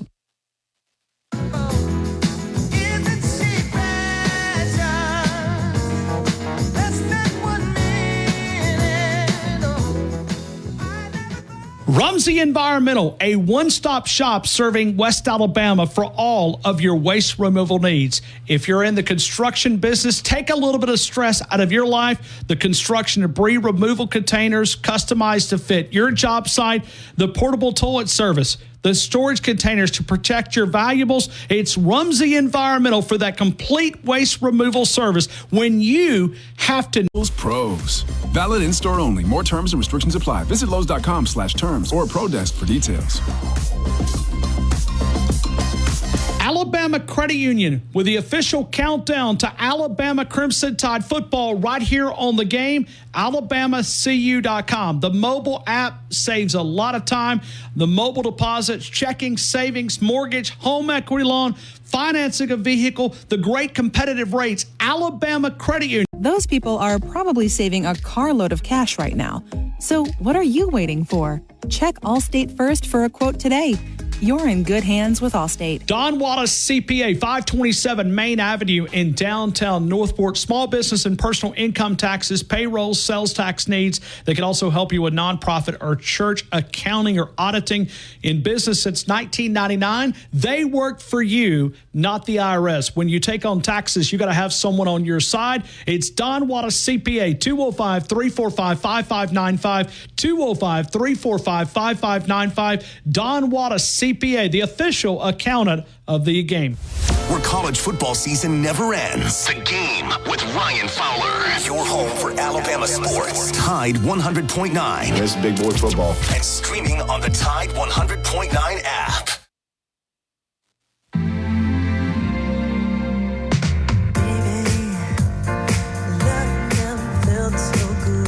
If you could give Alabama head coach Kalen DeBoer any gift for his 50th birthday, what would you give him? Would you give him a collared shirt? Would you give him, a headset, a play headset that he can smash on the sideline? Would you give him a shot of adrenaline, maybe some bath salts? Not bath salts, that was the wrong term. Smelling salts. I do greatly apologize for that. Some smelling salts to kind of get him amped up on the sideline. Would you give him a guy like Scott Cochran? Not saying that you can give people, but would you give him a guy like Scott Cochran to help rejuvenate, revitalize, re-energize this Alabama football team? What would you give Alabama head coach Kalen DeBoer for his 50th birthday? Troy, what would you give Kalen DeBoer? A reasonable and supportive fan base. I freaking love that answer, Troy. This Alabama fan base was spoiled by Nick Saban, and we got to give this guy time, man. We got to be patient with Kalen DeBoer. This is a new regime, all right? We got to be a little patient. I love your answer, Troy. Hey, if I can expand just a second, Wyatt. Absolutely. If fans would just think about this. It took Kirby Smart 6 years to win his first championship at Georgia. It did. And in Nick Saban's last 6 years at Alabama, he's won one championship. Now, in his first 11 years, obviously that pace was torrid. He's the greatest of all time. But so what is the current Bama standard that Kalen DeBoer walked into? It's one championship in the last 6 years. Kirby Smart again won in his first six. Well, if fans are reasonable and fair and they want to hold DeBoer to the standard of the two greatest SEC coaches, at least in recent history, obviously Bear Bryant, maybe DeBoer needs 6 years. There you go. I like it, Troy. Do you think the Alabama fan base would be willing to give him 6 years, though? Let's say Alabama, we'll say they missed the playoffs this season, right? Do you think Alabama fans would give him 6 years to get that first championship? No, not at all. So it's a bit rhetorical, but those are actually historically accurate facts. They are. But no, because we have Bama fans wanting him gone after 6 games. That is true. There's a small sector of the fan base, albeit they are small, but there is a sector of the fan base saying, are we sure we got the right guy? That buyout's only $70 million. We didn't have to pay one when the last guy left, so we've got all this money sitting here waiting. Do we need to pay that buyout? I don't think so, but there's a small section of the fan base that is starting to ask those questions. Yeah, DeBoer's going to be just fine, Wyatt. He's got right now the top incoming recruiting class in the United States coming in, and I think the only thing that I worry about deterring that is those, minority of the fan base, the small but very, very vocal on social media, on radio call-in shows, Paul Fire, you name it. You've got that. I worry if that's going to have any kind of a deleterious impact on what DeBoer has going on moving forward when they hear these calls. The players don't live up to the Bama standard. The coaches don't live up to the standard. I don't know. Maybe it'll have no impact at all. But that's the only thing I'm really worried about right now. I'm not worried about the team, the players, the coaching staff. I'm worried about the impact those radicals in the fan base might have, and hopefully it'll be nothing. Hopefully it's going to be negligible or zero. But that's my only concern about the Alabama program right now is that vocal minority of the fan base who's quite frankly crazy. I agree with you, Troy, and thank you so much for calling in. You got anything else on your mind this afternoon? Roll Tide. Right back. I'll be there from Salt Lake for the homecoming game Saturday. Absolutely awesome, man. We look forward to welcoming you to Tuscaloosa, man. Be safe in your travels. Thank you. Take care. You as well, Troy. We're going to break here once again. We did run a little bit long here with the last couple of callers, so we'll break here. When we come back, we'll hear from Nick Sheridan, the offensive coordinator at the University of Alabama. Brad Powers will join us at 4 p.m. to help us break down Alabama and Missouri, as well as some of the games across the rest of the Southeastern Conference. You're listening to The Game right here on Tide 100.9 and 1230 AM WTBC, your home of Alabama Crimson Tide Sports.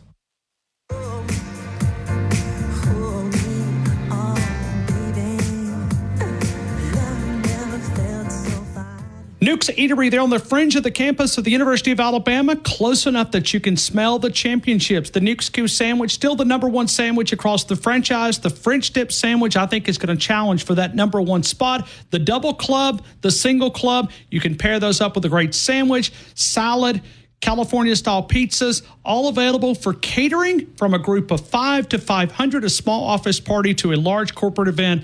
Joel Bromfield, they've done a great job for my family. They'll do a great Call 800-8000 or visit mezwins.com. I've got this. No representations made that the quality of legal services to be performed is greater than the quality of legal services performed by other lawyers. Big Mike's downtown Moundville, only about 15 minutes from where I'm located. Also in Gunnersville, Alabama, Thomasville, Andalusia, Auburn, Alabama, Orange Beach. You'll find one of the best steaks in the state of Alabama, voted by the Alabama Cattlemen's Association and many other great publications recognizing the great ribeye, the seafood entrees. You'll find those. The great enjoy free shipping to your home on purchases over $25. Your new Academy Sports and Outdoor store is located at 4610 U.S. Highway 280 in Birmingham. New Life Art is pleased to announce Daniel A. Moore's newest creation, The Legend, a tribute to Nick Saban, the greatest college football coach of all time. A limited number of Coach Saban's autographs are available on this Coach Saban Fine Art Commemorative. Don't miss out on this exclusive opportunity. In Northport, just before Carroll's Creek Baptist Church. Sponsored by Cypress Supply, Military Surplus R Us, Junction Grocery, and Northwest Supply. Pat's Florist and Gourmet Baskets in downtown Tuscaloosa, 1010 Queen City Avenue. For over 60 years, they've been serving our community. They specialize in a large inventory of fresh flowers, weddings, gourmet fruit baskets. If you're trying to lift someone's spirits, it is Pat's Florist Gourmet Baskets by calling 205-345-5093. Delivery options are available, but it's more than just flowers at Pat's Florist and Gourmet Baskets, 1010 Queen City Avenue. Hard to reach areas. Estimates are free by calling 205-799-9069. Expect quality exterior cleaning service for your home or business when you call Alabama Pro Wash. Tide 100.9 Tuscaloosa weather. A very warm afternoon. The sky's sunny. The high today 85. Mostly clear tonight. The low 58. No major changes tomorrow and Saturday. Very warm afternoons. A good supply of sunshine both days. The high tomorrow 86. The high Saturday 83. I'm James Spann on the ABC 3340 Weather Center on Tide 100.9. It's 85 degrees in Tuscaloosa. The flagship station for Alabama Crimson Tide Sports. Tide 100.9 and streaming on the Tide 100.9 app.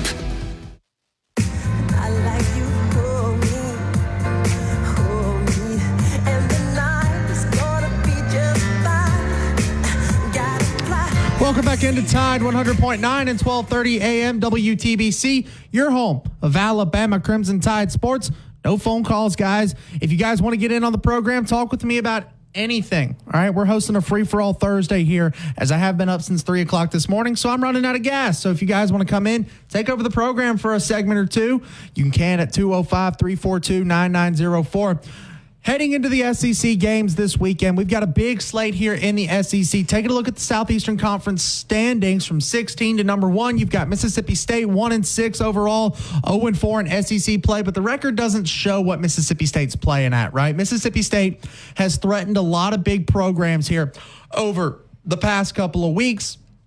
They had a really strong game against Texas. They did lose that football game, unfortunately, for Mississippi State. They took Georgia they played Georgia very, very tough in that football game, only losing by 10 once again. And then they played Texas A&M very, very tough, threatened Texas A&M a little bit in that football game, but ultimately could not get it done. That's how Mississippi State has gotten to 1-6, 0-4, overall. Sitting one spot above them at number 15, the Auburn Tigers. The Auburn Tigers. I'll do it for Paul. Embrace the suck. SAUCK there with the Auburn Tigers. They're 2-5 overall, 0-4 in SEC play. 2 more losses for Auburn, and they're out of bowl eligibility for this season. In a year that many people, at least on the national stage, maybe not here in Tuscaloosa, but on the national stage, thought this was Auburn's year. Auburn had a chance to come in and make some really strong plays, get some good wins under their belt, and really make a threat here to not only Alabama, but the rest of the SEC, kind of stake their claim and say, hey, the Auburn Tigers are back, baby. The Auburn Tigers are not back, baby. They're 2-5, 0-4 in SEC play. That seat's getting a little warm down there on the plains for Auburn head coach Hugh Freeze. And if they decide to move on from Hugh Freeze, right, that would be the third coach buyout that they'd be having to pay right now. They're still paying Gus Malzahn. They ran Brian Harsin out of town, and now they may run Hugh Freeze out of town. And at the point in which they do, if they do decide to run Hugh Freeze out of town, where does the Auburn program go from here? Right? This is a struggling football program. Couldn't quite get the coach that they maybe wanted to get in that Brian Harsin saga. And then they went out and got Hugh Freeze, a guy who has had some success in the Southeastern Conference, namely over Alabama. They hired a guy thinking, hey, look, he can beat Alabama. He can beat anybody. That's not the case. They've lost 4 straight football games there on the Plains. Auburn maybe getting a little bit of a hot seat there for head coach Hugh Freeze. We talked with Bruce Marshall earlier in this hour, the 3 o'clock hour, and he mentioned Mark Stoops at Kentucky maybe on a little bit of a warm seat there as well. It only takes one bad year in the Southeastern Conference to kind of erase everything you've done prior to that. And Mark Stoops is not having a stellar year right now. Kentucky is 3-4 overall. They're on a 2-game losing streak. They are 1-4 in SEC play. Bruce Marshall mentioned Mark Stoops kind of flirting with some other jobs. There was the rumor this offseason that he was going to be the Texas A&M head coach. It was even reported by some major outlets. And then Mark Stoops kind of backed out of that. It kind of backed down a little bit there after the outrage from the Texas A&M fan base. Kentucky's not looking too hot right now. Can they get things back on track? We'll see. The Oklahoma Sooners sit 1 spot above them. So State is 16, Auburn is 15, Kentucky's 14. Oklahoma currently sits at number 13 in the Southeastern Conference, 4-3 overall, 1-3 in SEC play. And Oklahoma's gotten a welcome to the SEC moment. I predicted Oklahoma to go 6-6 in the regular season. They may not even hit that at this point. They've got a game this weekend against the Ole Miss Fighting Rebels, the Fighting Lane Kiffins down there in Oxford, Mississippi. If they lose that football game, they drop to 4-4 with still some pretty tough games left on their schedule. They got to host Alabama. I believe they play the Missouri Tigers a little bit later in this season as well. And those are 2 really good football teams who are playing this weekend as well. That is correct. They go to the Missouri Tigers they go to the Missouri Tigers the same weekend Alabama plays LSU November 9th. They get a bye week, and then they host the Alabama Crimson Tide, and they go to the LSU Tigers for the final game of the regular season. That's potentially 3 losses for the Oklahoma Sooners. Their only guaranteed victory left on this schedule is against Maine on November 2nd, next weekend. And so Oklahoma kind of licking its wounds a little bit here. If the Sooners don't go 6-6, if they miss a bowl game, what does that do to Brent Venables? We'll see here. Ole Miss Rebels sit 1 spot above them. They'll play this weekend against those previously mentioned Oklahoma Sooners. Ole Miss 5-2 overall, 1-2 in SEC play. And this has been kind of a disappointing season for Ole Miss, right? A team that had a really strong transfer portal class, getting guys like Trey Amos in, getting a bunch of really star players in on that defensive side of the football, a little bit on the offensive side as well. They're 5-2, and they still got a game against Georgia coming up. Ole Miss is still in the playoff race, technically speaking, but you're going to have to beat Georgia. First off, it's got to start with Oklahoma this weekend, and then you're going to have to go take on the Georgia Bulldogs here in just a couple of weeks if you are the Ole Miss Rebels, or the Fighting Lane Kiffins, as I like to call them. They've got a pretty lax schedule after you get to that point. They do go to Arkansas, who's been kind of an up and down team this season. They host Georgia. They go to Florida, and Florida may not be as dead in the water as we thought. The Florida Gators have had a nice little bit of a quote-unquote resurgence in their program following the ascension of DJ Lagway into what DJ Lagway has become for that roster down there in Gainesville, Florida. So that may not quite be the pushover game that we all thought it may be earlier in the season. South Carolina, the team that Alabama defeated at home thanks to a Damani Jackson pick. 4-3, 2-3 overall in the Southeastern Conference. They're on a one-game win streak right now. You can't even call it a win streak. They just won their last football game, defeating the Oklahoma Sooners decidedly in Norman, Oklahoma. That was like 21-0 after the end of the first quarter there.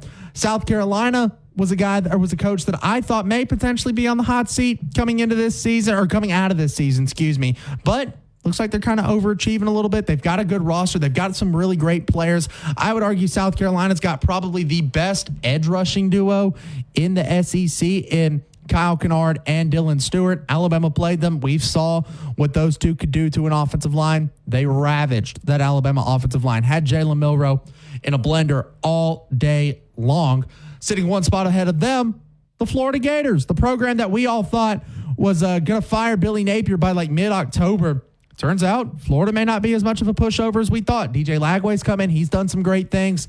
Took Tennessee down to the wire, even going to overtime in that football game, coming in for Graham Mertz, who tore his ACL in that football game. Defeated the Kentucky Wildcats last week. Florida has got a bye week this week before they head to the world's largest outdoor cocktail party. You're technically not supposed to call it that anymore, I guess, because that's politically incorrect, quote unquote. But hey, we don't necessarily love being politically correct on this. Well, at least I don't on these programs here on Tide 100.9. So we're going to keep calling it that. The game between the Florida Gators and the Georgia Bulldogs there as well. They've got a big game, and if they can at least hang with Georgia, I think it puts a lot of positive spin, a little more positive spin on some of the things going on down there in Gainesville, Florida. The next two, the Arkansas Razorbacks and the Alabama Crimson Tide. Arkansas and Alabama both lost last weekend. Alabama's got a chance to rebound this weekend against I just lost my train of thought completely. Against the Missouri Tigers, Arkansas hits the road heading to Stark Vegas, baby, to take on the Mississippi State Bulldogs. We are running out of time in this this second hour of the program. So we'll break, we'll come back, we'll talk with Brad Powers, and we'll continue talking about the rest of the Southeastern Conference and the world of college football, peeking behind the curtain a little bit at what the rest of the country is doing this weekend and where can Alabama get some help this weekend from the rest of college football. You're listening to The Game. Up next, Brad Powers at the top of the hour right here on Tide 100.9 and 1230 AM WTBC, your home of Alabama Crimson Tide Sports.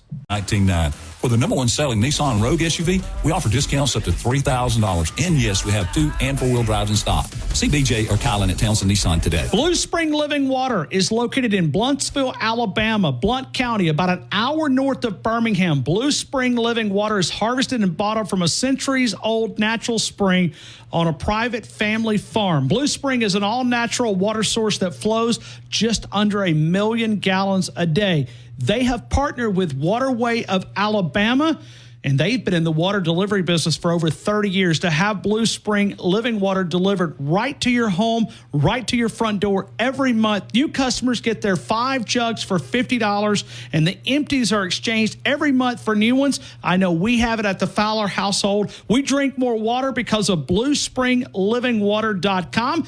You can sign up at 205-602-3426. Talk to someone directly. Blue Spring Living Water can also be found. Mark's. Go to Radio 50 at lumen.me to get an additional 15% off your first purchase today. LUMEN.ME, promo code Radio 50.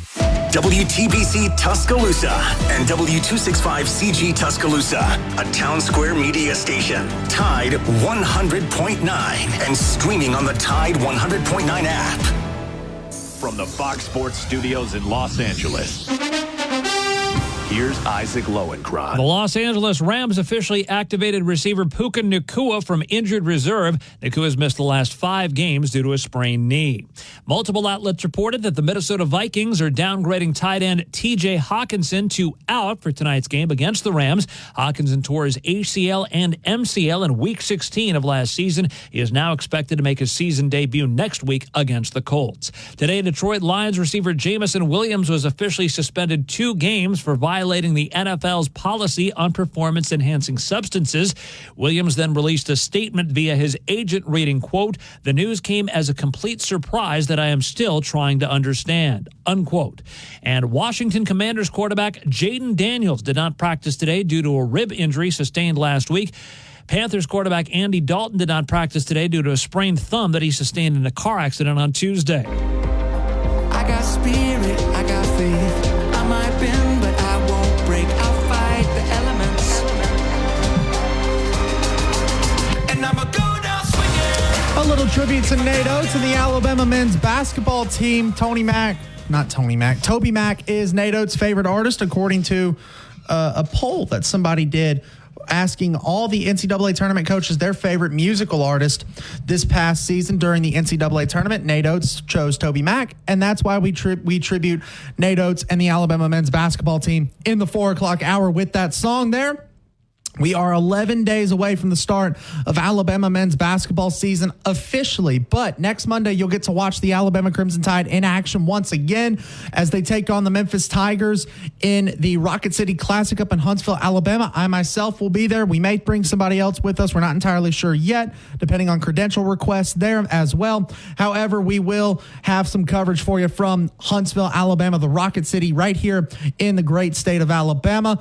Next Monday, as Alabama basketball takes on the Memphis Tigers, and then a week later, the season will officially begin at home inside Coleman Coliseum against UNC Asheville. Joining us now on the program, Brad Powers 7 on the Twitter account, professional handicapper. Brad, how you doing today? I know I'm not Ryan Fowler, but I appreciate you jumping on with me here in Tuscaloosa. Hey, no problem. Thanks for having me as always. Absolutely, Brad. And so let's go ahead and get things started here. First off, give me your thoughts, just a quick little breakdown here of Alabama's 24-17 loss to the Tennessee Volunteers on Saturday. Underwhelming, I would say.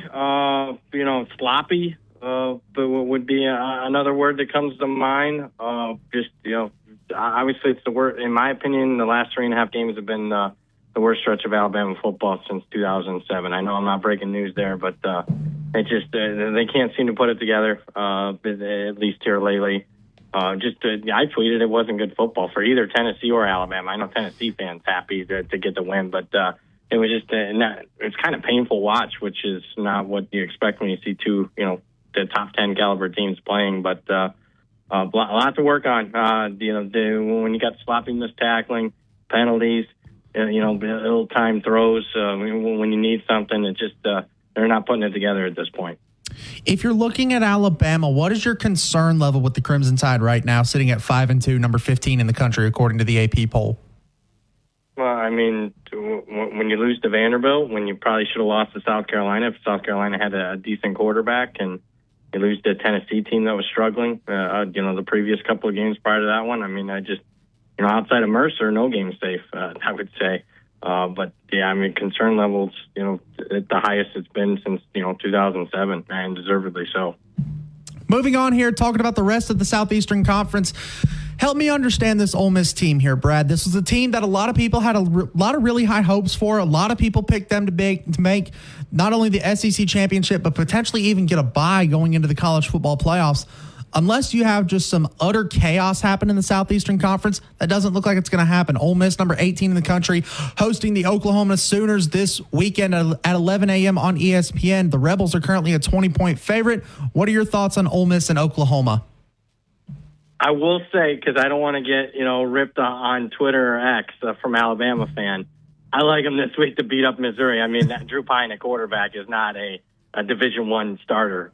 So Alabama was going to roll this weekend. I do want to make sure I say that. As far as Ole Miss, Oklahoma, Ole Miss had incredibly high expectations. I mean, it's playoff or bust for them, and already with 2 losses, they got to win out. They already played Georgia coming up here, and right now, give me Georgia in that game. So, if Ole Miss goes to 3 losses, that's an incredibly disappointing season. And speaking of incredibly disappointing, the Sooners right now, if you look at their schedule, outside of a FCS game against Maine, underdog in every other game, that looks like the Sooners aren't going to go to a bowl game. So I guess, in the new age of the SEC, teams are going to beat up on one another. And I know there's a lot of high expectations for each fan base. And right now, a lot of these teams are not meeting expectations. These are 2 of them. Is there a high value pick in this one?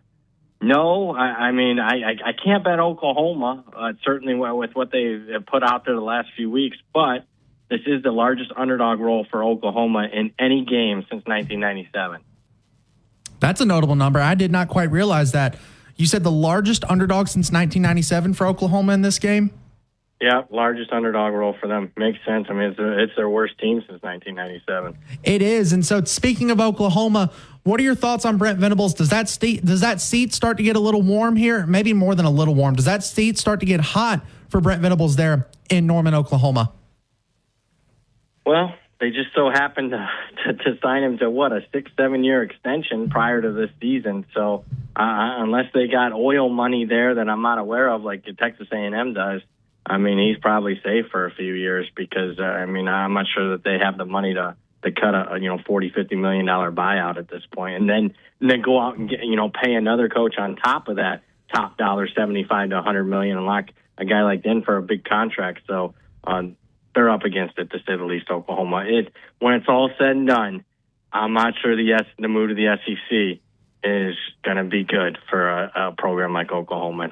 My prediction is it's going to be very similar to Nebraska to the Big Ten.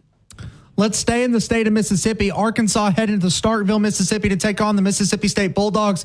Mississippi State has played a lot of top talent teams, very, very tighter than we expected. Van Buren's looked really, really good coming in for the starting quarterback there in Mississippi State. What do you have them doing this weekend at home against Arkansas as a 6-point underdog? Yeah, it's a dangerous game for Arkansas, to say the least, considering if you watched Mississippi State play the last 3 games. I mean, more than game. I mean, they covered all those games against Texas, Georgia, and then, played A&M really tough last week. Different, though, catching 21 points or more, and now your expectation is to have a close game. I lean Arkansas. I mean, I don't think Arkansas is as bad as what we saw last week. That was their worst performance of the season. I'm looking for a bounce back. I will say this, if they don't bounce back and say they were having to lose this game, you want to talk about hot seat, Sam Pittman's hot seat would all of a sudden get warm again. Let's play this game here real quick. Let's say they lose to Mississippi State as a touchdown favorite. They are a touchdown favorite, being 6 points, because obviously we've covered football for a while here. The extra point makes 7. So as a 6-point favorite, they are a touchdown favorite over Mississippi State. Let's say they drop this football game, all right? Does Sam Pittman get on that plane heading back to Fayetteville, do you think? Yeah, I mean, the Tennessee game probably helped him, saved him for at least to make it through the end of the season, in my opinion, unless he were to lose to Louisiana Tech coming up. But I can say this: if he doesn't win this game, no bowl game, in my opinion. The only game they'd be favored in down the stretch would be the La Tech game, and if they don't go to a bowl game, yes, he will not be the coach next year. Moving into the Bluegrass State, Auburn heading to Kentucky. These are both programs that need a win. Obviously, only one of them can win this football game. Kentucky, a 2.5-point favorite on the road. What's your opinion on the Tigers and the Wildcats this Saturday? Just not interested. I mean, let me just ask you, do you trust either team at this point? I don't. I don't either. Yeah, I mean, sometimes it's just, instead of playing guessing games, it's just pass. And I'm more in a pass. I bet Auburn last week, got in front of a good number. One, if anybody bet Auburn prior to kickoff, they probably lost and were pulling out their hair considering what happened in that game. But Kentucky was as disappointing as any team in the country last week. They actually went from underdog to favorite against Florida, get beat by 4 touchdowns. I mean, it's just, I don't trust either team. I mean, they're certainly better than their records when they play their A game. We saw Kentucky, obviously, go on their own, beat Ole Miss. We've seen Auburn at times play very well this year, and limited times. But both teams. I'll say this: neither one, in my opinion, is going to make a bowl game. I mean, that's gonna. I rate the fan base, both of them. Absolutely. Moving on here a little bit, you did mention Alabama and Missouri. Give me your official thoughts on that game. I know you said Drew Pine, not quite to the level of Brady Cook, but Alabama, a 17-point favorite at home, despite the struggles this Crimson Tide team has had. What do you think about Alabama and Missouri? I bet the under early in the week. Now, I had no idea that Brady Cook was going to be out because obviously he came back into the game and led the comeback win against Auburn last week. But that really tells me he wasn't healthy. But we've seen the line come down about a touchdown on the total. Don't think there's as much value there. We've seen the point spread, go up about 3.5 points. I'm not sure that's enough. I'm not trying to bash the kid too much, but I've seen him play going back to his Notre Dame days. He is not even close to being an SEC caliber quarterback. So I I'm laying the 17 with Alabama. They get back on track. They blow out Missouri. Looking ahead for Alabama, I know we don't like to do this, but looking ahead a little bit for Alabama, that game in Baton Rouge, the season may come down to what Alabama does in Baton Rouge. I know we've got a few weeks before that matchup, and LSU's got to play Texas A&M. I'll ask you about that game here in a second as well. But what are your thoughts, early preview of Alabama and LSU here in a few weeks? I got the game at Pick'em. I think Alabama's a little bit better, but obviously in Death Valley at night, extremely tough place to play. So I put it at Pick'em. There was a sports book last week that opened Alabama a 4.5-point favorite. Wow. I bet LSU. I can tell you that. That was way too much. I thought Optimistic would have Alabama maybe a 3-point favorite, nothing more than a field goal. But right now my power rankings say pick, and I hear you. I mean, there's an opportunity still for Alabama to exceed expectations. I mean, their win total was 9.5 this year. So if they were to win out, to go 10-2, they'd make the playoff. Keep in mind, you could have bet Alabama to make the playoff at plus money during the summer. So if they were to win out, that would be at the very least meeting expectation. In my case, it'd be exceeding it. So there's still some hope here, but I don't trust. Do you trust? I don't trust them to go on the road and beat LSU at this point, and not from what I've seen the last 3.5 games. No, they've struggled on the road, and they not only on the road, but they've struggled against running quarterbacks as well and teams that have a good defense. This LSU defense has looked much better than they did last year. I think they've done a really good job. I love the defensive line coach, Bo Davis, going down there. He's getting as much talent, or he's getting as much production as he can out of that LSU defensive line. And it seemed like LSU lost Harold Perkins, and this defense almost didn't miss a step. Now, Whit Weeks is a really great linebacker who had kind of a coming out performance last week against Arkansas. They're going to have to do it again on the road this weekend, though, heading to Texas A&M. This may be the game that everybody's keeping an eye on here. A&M is a 2.5-point favorite on the road, or not on the road, at home. This series has typically been a home team series, but LSU's kind of hitting their stride. What are your thoughts on the Tigers and the Aggies in Kyle Field? Both these teams currently undefeated in SEC play. Well, first off, I think you hit the nail on the head as far as breaking down the LSU defense. I think obviously, Perkins was out of position. He was kind of hurting the team as it was. Whit Weeks getting more snaps. The more snaps he gets, the better for that team. You mentioned the pass rush has been incredible the last 4 or 5 games. They had 0 sacks the first 2 games, 24 the last 5. So they're getting after the quarterback as well as anybody in the country. This one's a one-factor handicap for me. What Connor Wegman's going to show up? Is it the guy that we saw a couple weeks ago against Missouri, or was it last week at Mississippi State? I mean, I don't trust him. So to me, I go back to who's more trustworthy in the matchup. I think LSU, who is off their best performance of the season against Arkansas. So I do certainly lean LSU. I think I'm going to pick LSU with you here in this football game here. The giant killer. Nobody picked them against Alabama, and yet they pull off upset of the year potentially. I know Kennesaw State had something to say about that last night, defeating Liberty as a winless team, defeating an undefeated team. Vanderbilt currently an 18.5-point underdog at home against the Texas Longhorns. Do the Vanderbilt Commodores have it in them again to topple a top team?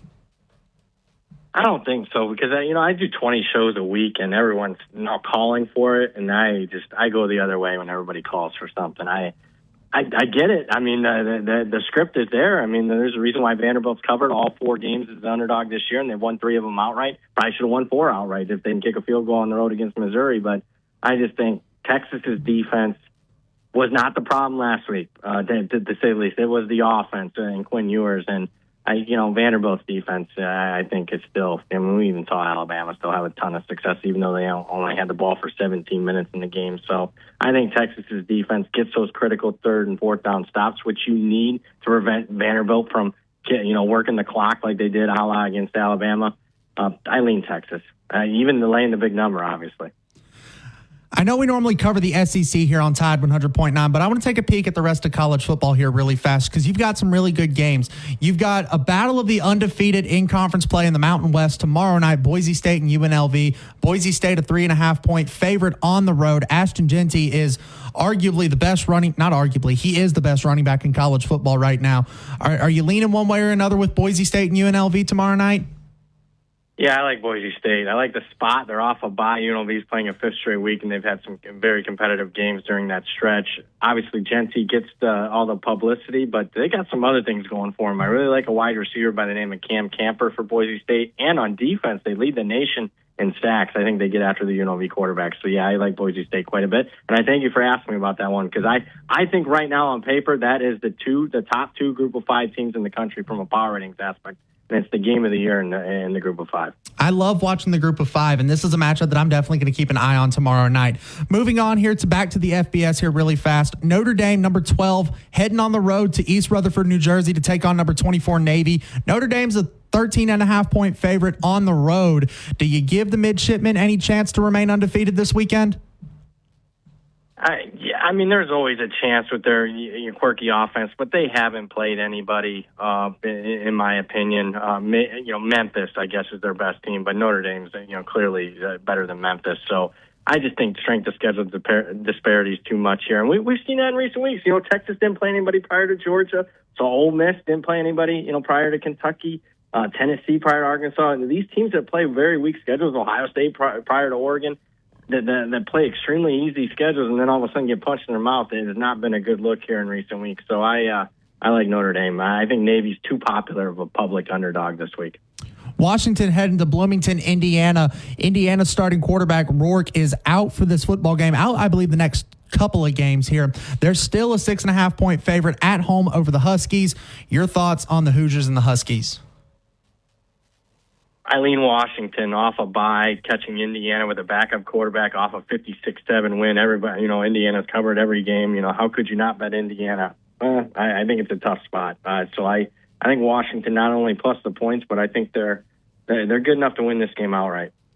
Last one here for you, Brad. BYU, number 11 in the country, 7-0, heading to Orlando, Florida to take on Gus Malzahn and the UCF Golden Knights, 3-4 currently on the season, and yet Central Florida is favored in this football game. 2.5-point spread here, according to what I'm looking at right now.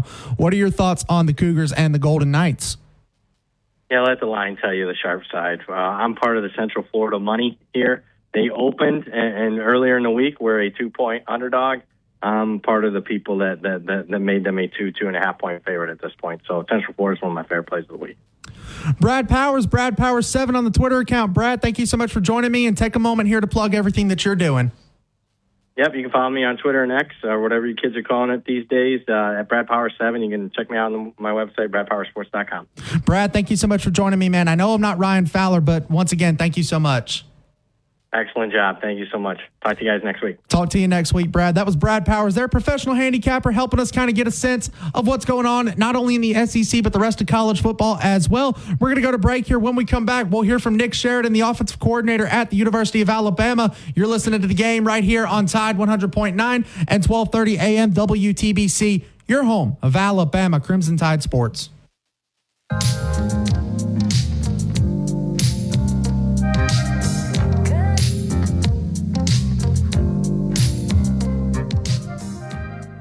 Tide 100.9 traffic. Good afternoon. Tuscaloosa traffic now from the Townsend Nissan Traffic Center. We do have an accident. The right lane is blocked. Veterans Memorial Parkway northbound at University Boulevard East. Also, we do have long-term road construction Greensboro Avenue southbound at 26th Street bound between Kings Mill Road and Kennedy Mill Road. With your Tuscaloosa traffic now, I'm Renee Miller. This report is sponsored by Mothers Against Drunk Driving. El Grant is the great Mexican place in Winn-Dixie Shopping Center. Go over and see my friends Carlos, 205-391-4555, 62 McFarland Boulevard, Monday through Thursday, 11 until 9:30. Friday and Saturday, 11 until 10:30. Sunday, also open 11 until 9. You'll find the great daily lunch specials. You'll find great entrees, including the loan. You always have a place at MAD. Call our 24-hour victim helpline at 877-MAD-HELP or visit mad.org. Northport Power Equipment, largest inventory Husqvarna dealer in the Southeast. You'll find the Husqvarna models for residential and the professional landscapers, Skag commercial mowers, residential mowers, backpack blowers, handheld blowers, battery-operated tools. The service department at Northport Power. Northport, just before Carroll's Creek Baptist Church. Sponsored by Edmondson Deer Processing, Tuscaloosa Tractor, Irvin's, Hall's Feed and Seed, and Anders Hardware.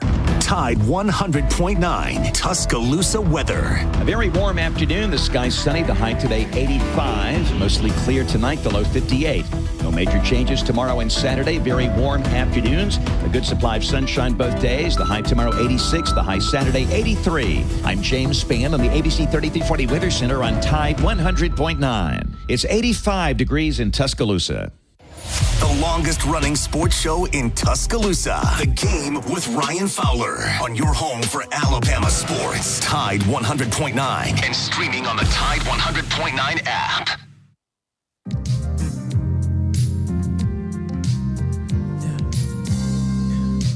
Kalen DeBoer, Nick Sheridan, and Kane Womack spoke to the media on Monday ahead of Alabama's game against Missouri. They did speak a little bit about the loss to Tennessee. So let's hear from the offensive coordinator at the University of Alabama. Here is Nick Sheridan on Monday with his press conference.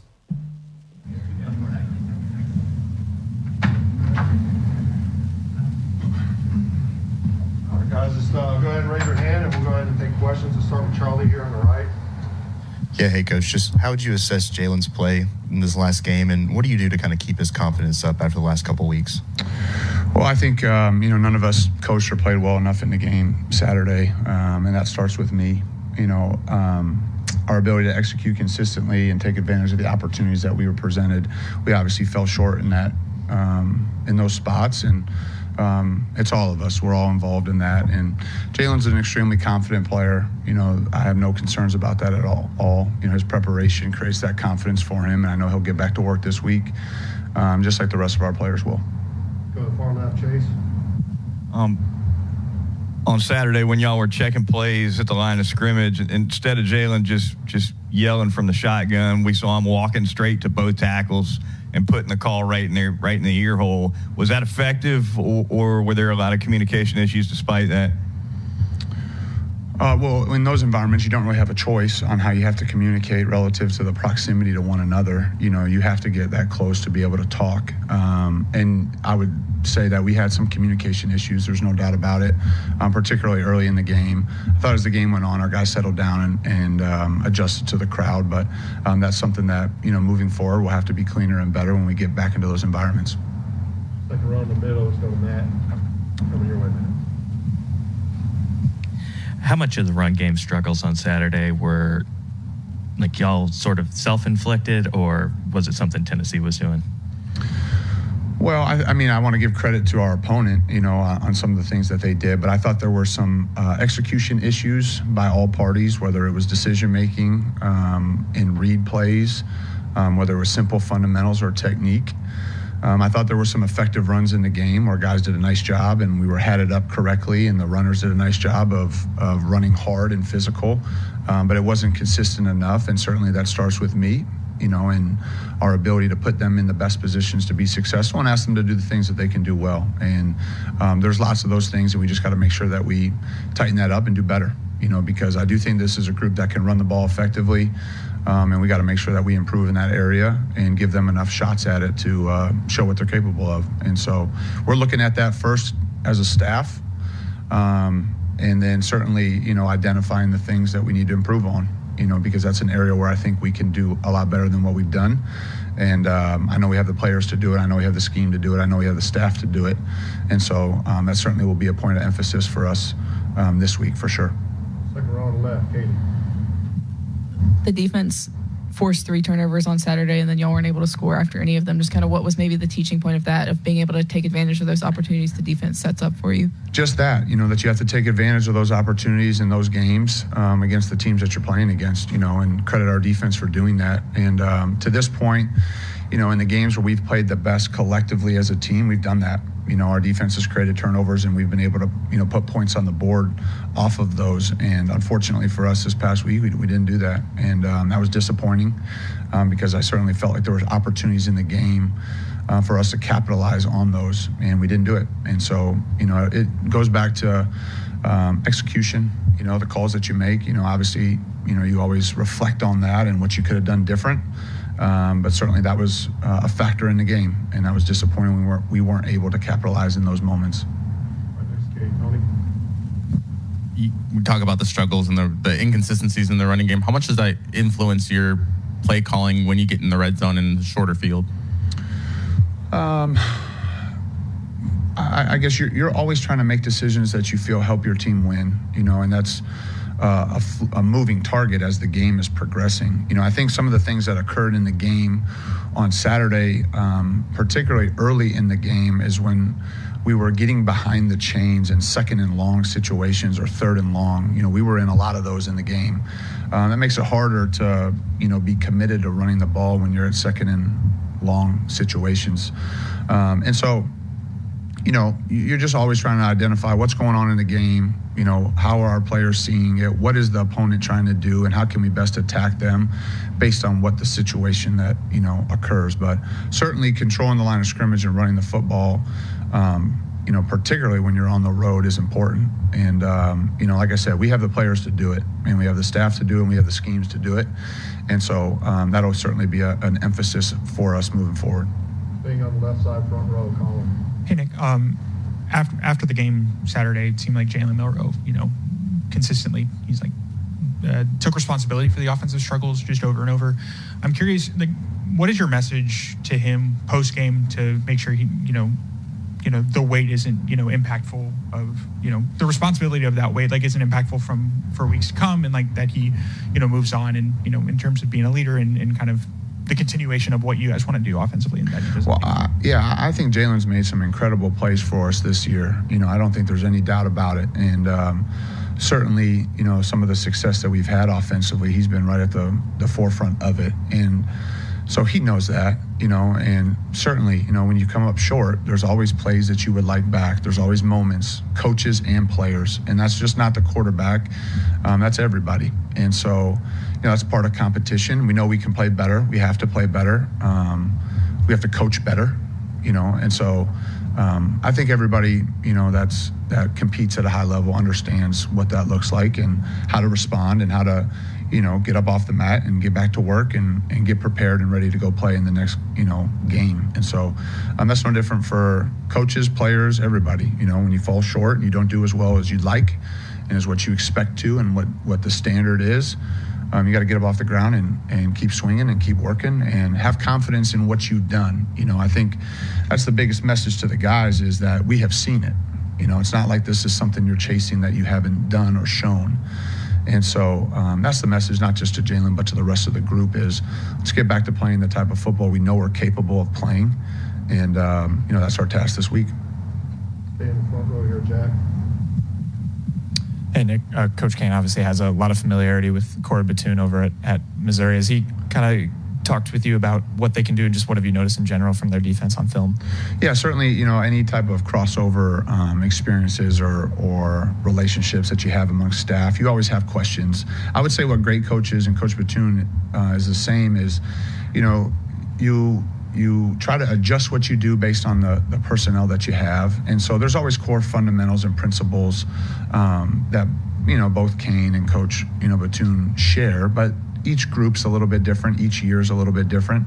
And, I think the way that they play, I think the effort, the toughness, the physicality, the disruption of the football, I think those are the things that you see, aside from maybe some similarities schematically, because I think great coaches, like the ones we're going against this week, they just adjust to who they have and what their players do best. And so year to year, that may look different, but I think the style of play and how they play, those are the things that show up, both with, Coach Womack and Coach Batoon. All right, time for 3 more questions, starting on the back row on the left. Moving forward, how do you plan to incorporate veteran receivers like Kendrick Law and Kobe Prentice when playing seasoned defenses? Well, we're always looking at utilizing all of the personnel that we have and how we can best put our players in a position to be successful. That's for every position, who can give us the best chance to win, who practices the best. I think both those guys are really talented players, and I know they're going to have big moments for us here down the stretch. And so, I think not just those two in particular, but all the guys. We need everybody, to continue to progress, continue to learn, continue to grow, so that we can utilize them all, here down the stretch. Go to Mike, and then we'll finish. On Jalen's fourth down sneak towards the end of the first half, the TV broadcast showed Ryan and Jeremy pretending to shoot a basketball on the outside of the field. Is that part of the design of the play or just something spontaneous? Yeah, you're talking about the quarterback sneak. Yeah, there's nothing on the field that we're not coaching. So that's how I answer that. All right, we'll finish up with Cody. Second row, dude. The last few weeks, Milrow's been hasn't been nearly as effective as a runner. I know you've talked about execution, but what have opposing defenses kind of done to limit his effectiveness in that way? I think that, there were some effective runs. There's obviously some read elements of some of those runs, where we need to make sure we make the right reads all the time. I think the negative yardage plays and going backwards, that's really what's hurt us, as far as the production in that standpoint. And some of that has been in the past game. And so just eliminating those, I think, will help us obviously stay ahead of the change, give more at-bats as far as just opportunities for that. And you're trying to find new ways and creative ways for all your players. Obviously you get this far into the season, there's certain things that you have tendencies on, there's certain schemes or sets that you've run plays at before, and you're trying to counter that with other types of schemes. So, I think we got to eliminate the negative plays. We got to, that would be the biggest thing that I would say is, when we have negative yardage plays, it's hard for anybody to overcome that. And so that certainly skews some of the stats that way. And that's what we'll be focusing on. Thank you, Coach. Okay, thanks. That was Nick Sheridan, the offensive coordinator here at the University of Alabama. Let's break here. When we come back, we are wide open for phone calls the remainder of the show. No more guests the rest of the show except for you guys right here at 205-342-9904. Or you can download that free Tide 100.9 app and leave us an app message there as well. Jaish will read it and we'll react to it live on the air here, right here on Tide 100.9 and 1230 AM WTBC, your home of Alabama Crimson Tide Sports. So much trauma in my life. I've been so cold to the ones who love me, baby. DanielMooreArt.com. Daniel Moore Art celebrates those special moments of Alabama football history like 4th and 31, Jalen Milroe connected with Isaiah Bond, or the legacy continues with all the great memories of Alabama Crimson Tide football. You can celebrate Coach Saban with a Nick Saban print, the limited edition canvas. You could also find many of the great mini prints. Celebrate that special Alabama fan in your life. 30 miles. And if they don't have what you need, they'll get it. Cypress Supply, 2036 62nd Avenue, Tuscaloosa. Cypress-supply.com. Dos Amigos, Highway 69 in the new Publix Shopping Center. 11 a.m. opening, 10 p.m. Friday and Saturday closing at 9, Sunday through Thursday. Some great Mexican cuisine, the great fajitas, the great desserts, the great lunch specials. You'll find it at Dos Amigos in the Publix Shopping Center on Highway 69. Takeout order. Estimates are free by calling 205-799-9069. Expect quality exterior cleaning service for your home or business when you call Alabama Pro Wash. New Life Art is pleased to announce Daniel A. Moore's newest creation, The Legend, a tribute to Nick Saban, the greatest college football coach of all time. Celebrate his legendary 17 seasons and 6 national championships at the capstone with your own limited edition fine art commemorative print or canvas. Also now available, the 2025 Crimson and White Fine Art Calendars featuring the legend and Coach Saban. Order now at DanielMooreArt.com. The Paint Spot, Philip Williams, locally owned and operated since 1971. Quality paint, expert advice. Bigger medium projects, I recommend renting the airless paint sprayer. Northport, right off McFarland Boulevard, right past Highway 43. 15th Street in Tuscaloosa, close to the Hardin's Bakery. 1971. Philip Williams, locally owned and operated. The Paint Spot, you'll find the quality paint, the expert advice. If you're redoing a deck. Community College, 1225 Sports Bar located on the Strip, and Taco Casa. The Pharmacy at Midtown with TJ Thomas, 205-752-0627. PharmacyMidtown.com. Don't forget about the retail side of the pharmacy at Midtown. It's an independent-owned pharmacy specializing in walk-in prescriptions, medicine on time packaging, which increases that independence. Compounding needs. The only sterile compounding facility in Tuscaloosa is the pharmacy at Midtown with TJ Thomas. The flagship station for Alabama Crimson Tide football. Alabama touchdown. Only on Tide 100.9 and streaming on the Tide 100.9 app.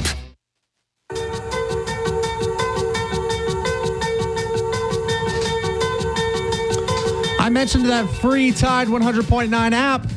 Doesn't cost anything. All right, we're not going to ask for your credit card and then, give you a free trial and then all of a sudden start charging you 2 months down the road. We're not going to do that. All right, we don't even have to ask for your email. All you got to do is download the app. We'd prefer if you turned on app notifications, but you don't even have to turn on app notifications. I know we post a lot of stories a lot of the time, and we've got all of our shows on demand on that Tide 100.9 app. So you may get a lot of app notifications, but it's how you stay updated with the Alabama Crimson Tide. But if the notifications bother you, you can always turn those app notifications off. And then you've got the free Tide 100.9 app on your phone right there. You can listen to all of our great shows. Martin Houston at 6 a.m., Whip and Barry Sanderson from 7 to 9 a.m., Gary Harris from 9 to 11 a.m. I've got my show from 11 to noon. Christian and Corey Miller pick it up, the father-son duo of former college and NFL linebackers from noon until 2.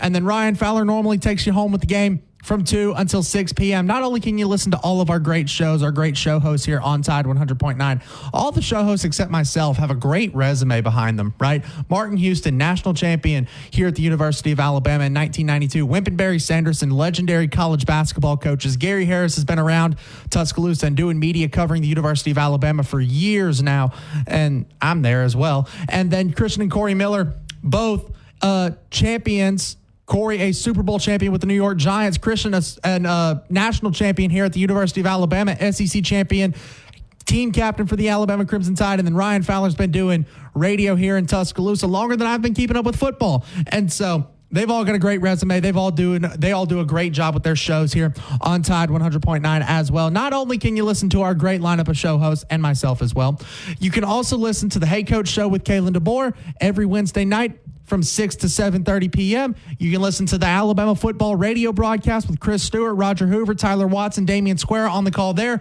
by using that Tide 100.9 app. And then with basketball season coming up, you can also listen to Alabama basketball games. Chris Stewart, Roger Hoover on the calls there for Alabama Crimson Tide men's basketball. You can get that ramped up there on November 4th. So be sure to download that Tide 100.9 app to listen to Alabama athletics and stay up to date on all things Alabama Crimson Tide. In addition to all those great things, right, you can leave us app messages there as well. We take app messages on all of our programs here. I rely on them a lot for my show from 11 until noon. Christian and Corey Miller use it a ton for their show from noon until 2. And it looks like we got a couple of app messages here. Jaisha, hit me with that first one. So, Bama Girl said, maybe Ryan's sister chose orange for Halloween. Let it go. And I agree. First off, number one, I don't care that he's doing his fingernails. All right. He balls out every single Saturday. Even the Saturdays that he's having lackluster performances to his standards, he still balls out. Leave the kid alone. Let him do whatever he wants there. And maybe she does. Maybe she just likes the color orange, or maybe she, was doing it for Halloween regardless. Or maybe Ryan asked for that color. And you ask, why in the world would Ryan Williams ask for the color orange the week after losing to Tennessee? Motivation factor. Maybe he wants to keep the team motivated and say, hey, look, we keep losing. I'm going to keep painting my nails the color of that, so that way it reminds everybody, it reminds myself and everybody on this team about the losses that we have suffered as a motivation factor for this Alabama Crimson Tide football team. And hopefully they can right the ship this weekend against the Missouri Tigers. We'll go to break here. When we come back, we'll hear from the defensive coordinator of the University of Alabama, and we'll take another app message and your phone calls right here on Tide 100.9 and 1230 AM WTBC, your home of Alabama Crimson Tide sports.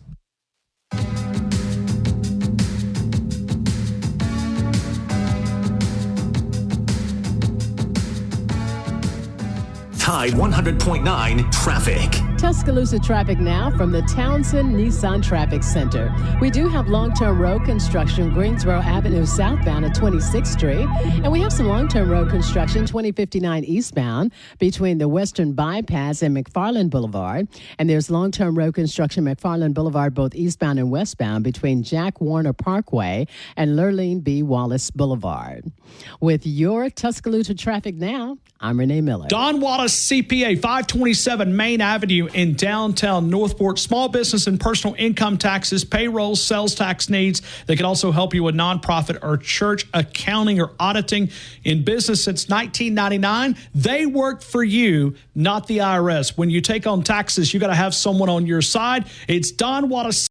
Or Town Square Media Tuscaloosa radio websites. Fill out the Advertise Here form. Put the power of Town Square Media to work for your business. Nuke's Eatery, they're on the fringe of the campus of the University of Alabama, close enough that you can smell the championships. The Nuke's Q sandwich, still the number one sandwich across the franchise. The French dip sandwich, I think, is going to challenge for that number one spot. The double club, the single club, you can pair those up with a great sandwich, salad, California-style pizzas, all available for catering from a group of 5 to 500, a small office party to a large corporate event. Joel Bromfield, they've done a great job for my family. They'll do a great line by going to hims.com. So what are you waiting for? To start your free online visit and find ED treatment at up to 95% off brand name prices, go to hims.com/joy. Rumsey Environmental, a one-stop shop serving West Alabama for all of your waste removal needs. If you're in the construction business, take a little bit of stress out of your life. The construction debris removal containers customized to fit your job site,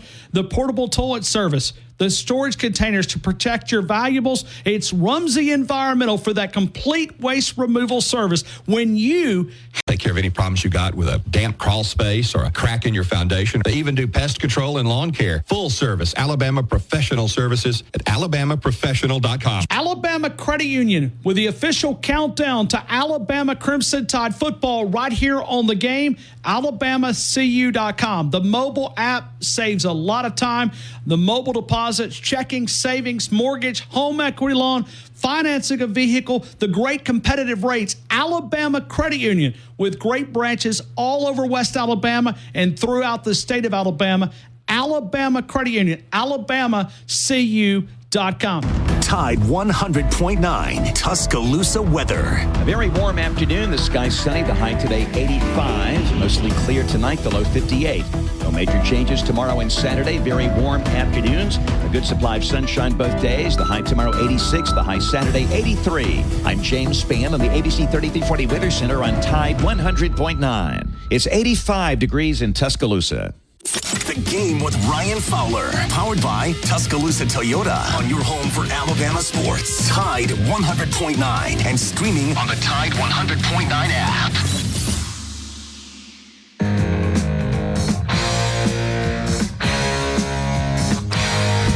Welcome back to Tide 100.9 and 1230 AM WTBC, your home of Alabama Crimson Tide sports. Let's head right back to the app message inbox. Jaisha, take it away. So Kelly says, I'm pretty sure when they asked him last night about the color, he did say it was for motivation. And I like that. I know a lot of people don't necessarily love the idea of painting the fingernails the color of the team that Alabama just lost to, but I like it as a motivation factor. And so I completely agree. I think it's a good idea. You know, and I know a lot of people don't love it, but regardless, if it motivates the team, it works. Ryan Williams is one of the few players who isn't really an issue right now for Alabama. And so we're just going to keep rocking and rolling. Ryan Williams, do your thing, kid. You are balling out.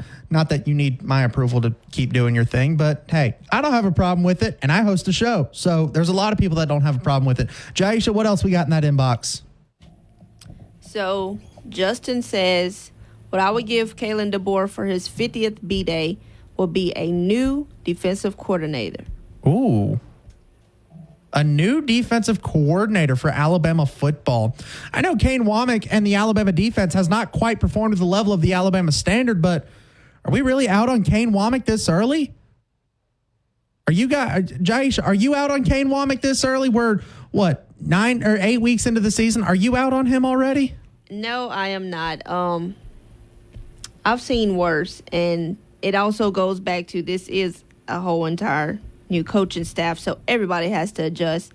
You got to give him credit to what they did in the first half against Georgia, and then they had like 2 weeks where they were just in a slump, and then they turned around and got it fixed with Tennessee. I don't necessarily blame the defense for Tennessee's loss. I know a lot of people were like, well, they went back to giving up points, but I think he had a huge turnaround from what we seen in the first half of Georgia, from what we seen in the second half, and then what we seen the night of Tennessee. I wouldn't necessarily say that I'm out on defensive coordinator Kane Womack. There's questions, absolutely. There's concern points for this defense, especially when you talk about the secondary, how thin it is. I believe Ryan said earlier this week, only 13 scholarship defensive backs on roster right now.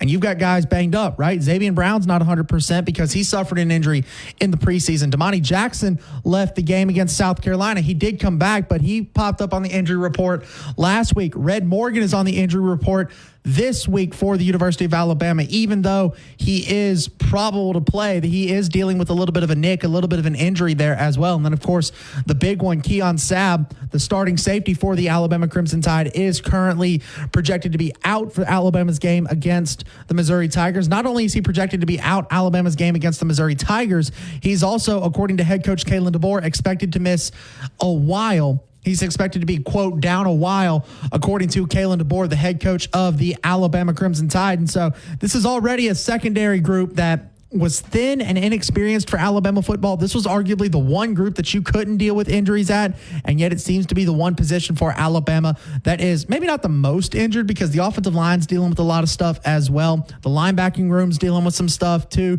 So maybe not the most injured position for Alabama, but certainly a group that you could not afford to lose a bunch of guys due to injury. And it seems like a lot of guys are banged up in this secondary. And then the depth behind him, right? Xavier Mincy hadn't played a ton of snaps, and when he did come in for Alabama against South Carolina, he was one of the guys responsible for the 4th and 9 touchdown given up to Lenora Sellers, the quarterback for South Carolina. And Jalen Mbakwe, as good as he's played really, really well for Alabama so far this season.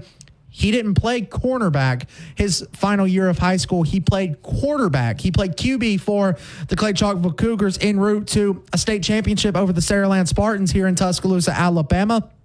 And so not only is he a very talented player, but he's also got to kind of relearn a little bit how to play that DB position. So we'll see what Alabama's secondary looks like. I'm not out on Kane Womack yet. Are you guys? 205-342-9904. Are you out on Kane Womack yet? I'm not. Jaisha isn't. Simon, I know I see you back there real quick. Are you out on Kane Womack as the defensive coordinator of the University of Alabama, or do you just have some questions, as this defense does? But are you out on him or just some questions? I mean, I'm definitely not out on him. I mean, he's coached 7 games here for the Crimson Tide, and I think it's partially an adjustment period. I think if you kind of look at the top of the rankings, that none of these top-ranked teams all these coaches have been there for multiple years, and they haven't just installed a coaching staff. It takes a while to set your culture and install it. And I also think that the secondary is young. They have a lot of injuries. And I mean, you see what they did the first half against Georgia, and then they had a pretty bad 2.5 next halves of football. But I mean, in the Tennessee game, they played a really good defense. The offense just didn't back them up. And I feel like if the offense capitalized on some of those turnovers in the first half, even if you scored 10 points, you still win the game.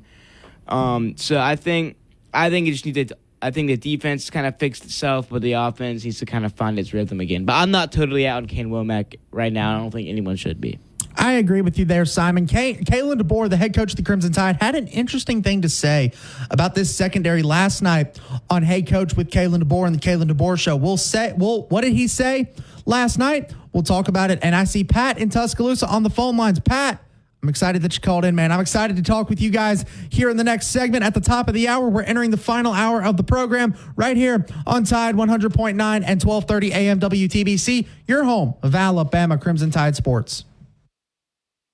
You call, you'll actually talk to me. 205-800-8000. I've got this. No representations made that the quality of legal services to be performed is greater than the quality of legal services performed by other lawyers. Pat's Florist and Gourmet Baskets in downtown Tuscaloosa, 1010 Queen City Avenue. For over 60 years, they've been serving our community. They specialize in a large inventory of fresh flowers, weddings, gourmet fruit baskets. If you're trying to lift someone's spirits, it is Pat's Florist Gourmet Baskets by calling 205-345-5093. Delivery options are available, but it's more than just flowers at Pat's Florist and Gourmet Baskets, 1010 Queen City Avenue. With all of your CPAP needs, including the new Luna Travel CPAP. Call 339-8013 or stop by Mid-South in the Northbrook Plaza on McFarland Boulevard. Nuke's Eatery, they're on the fringe of the campus of the University of Alabama, close enough that you can smell the championships. The Nuke's Q sandwich, still the number one sandwich across the franchise. The French dip sandwich, I think, is going to challenge for that number one spot. The double club, the single club, you can pair those up with a great sandwich, salad, California-style pizzas, all available for catering from a group of 5 to 500, a small office party to a large corporate event. Joel Bromfield, they've done a great job for my family. They'll do a great job. It's the Tide Tailgate Show on 95.3 The Bear and Tide 100.9 WTBC 1230. Roll Tide. Blue Spring Living Water is located in Bluntsville, Alabama, Blount County, about an hour north of Birmingham. Blue Spring Living Water is harvested and bottled from a centuries-old natural spring on a private family farm. Blue Spring is an all-natural water source that flows just under 1 million gallons a day.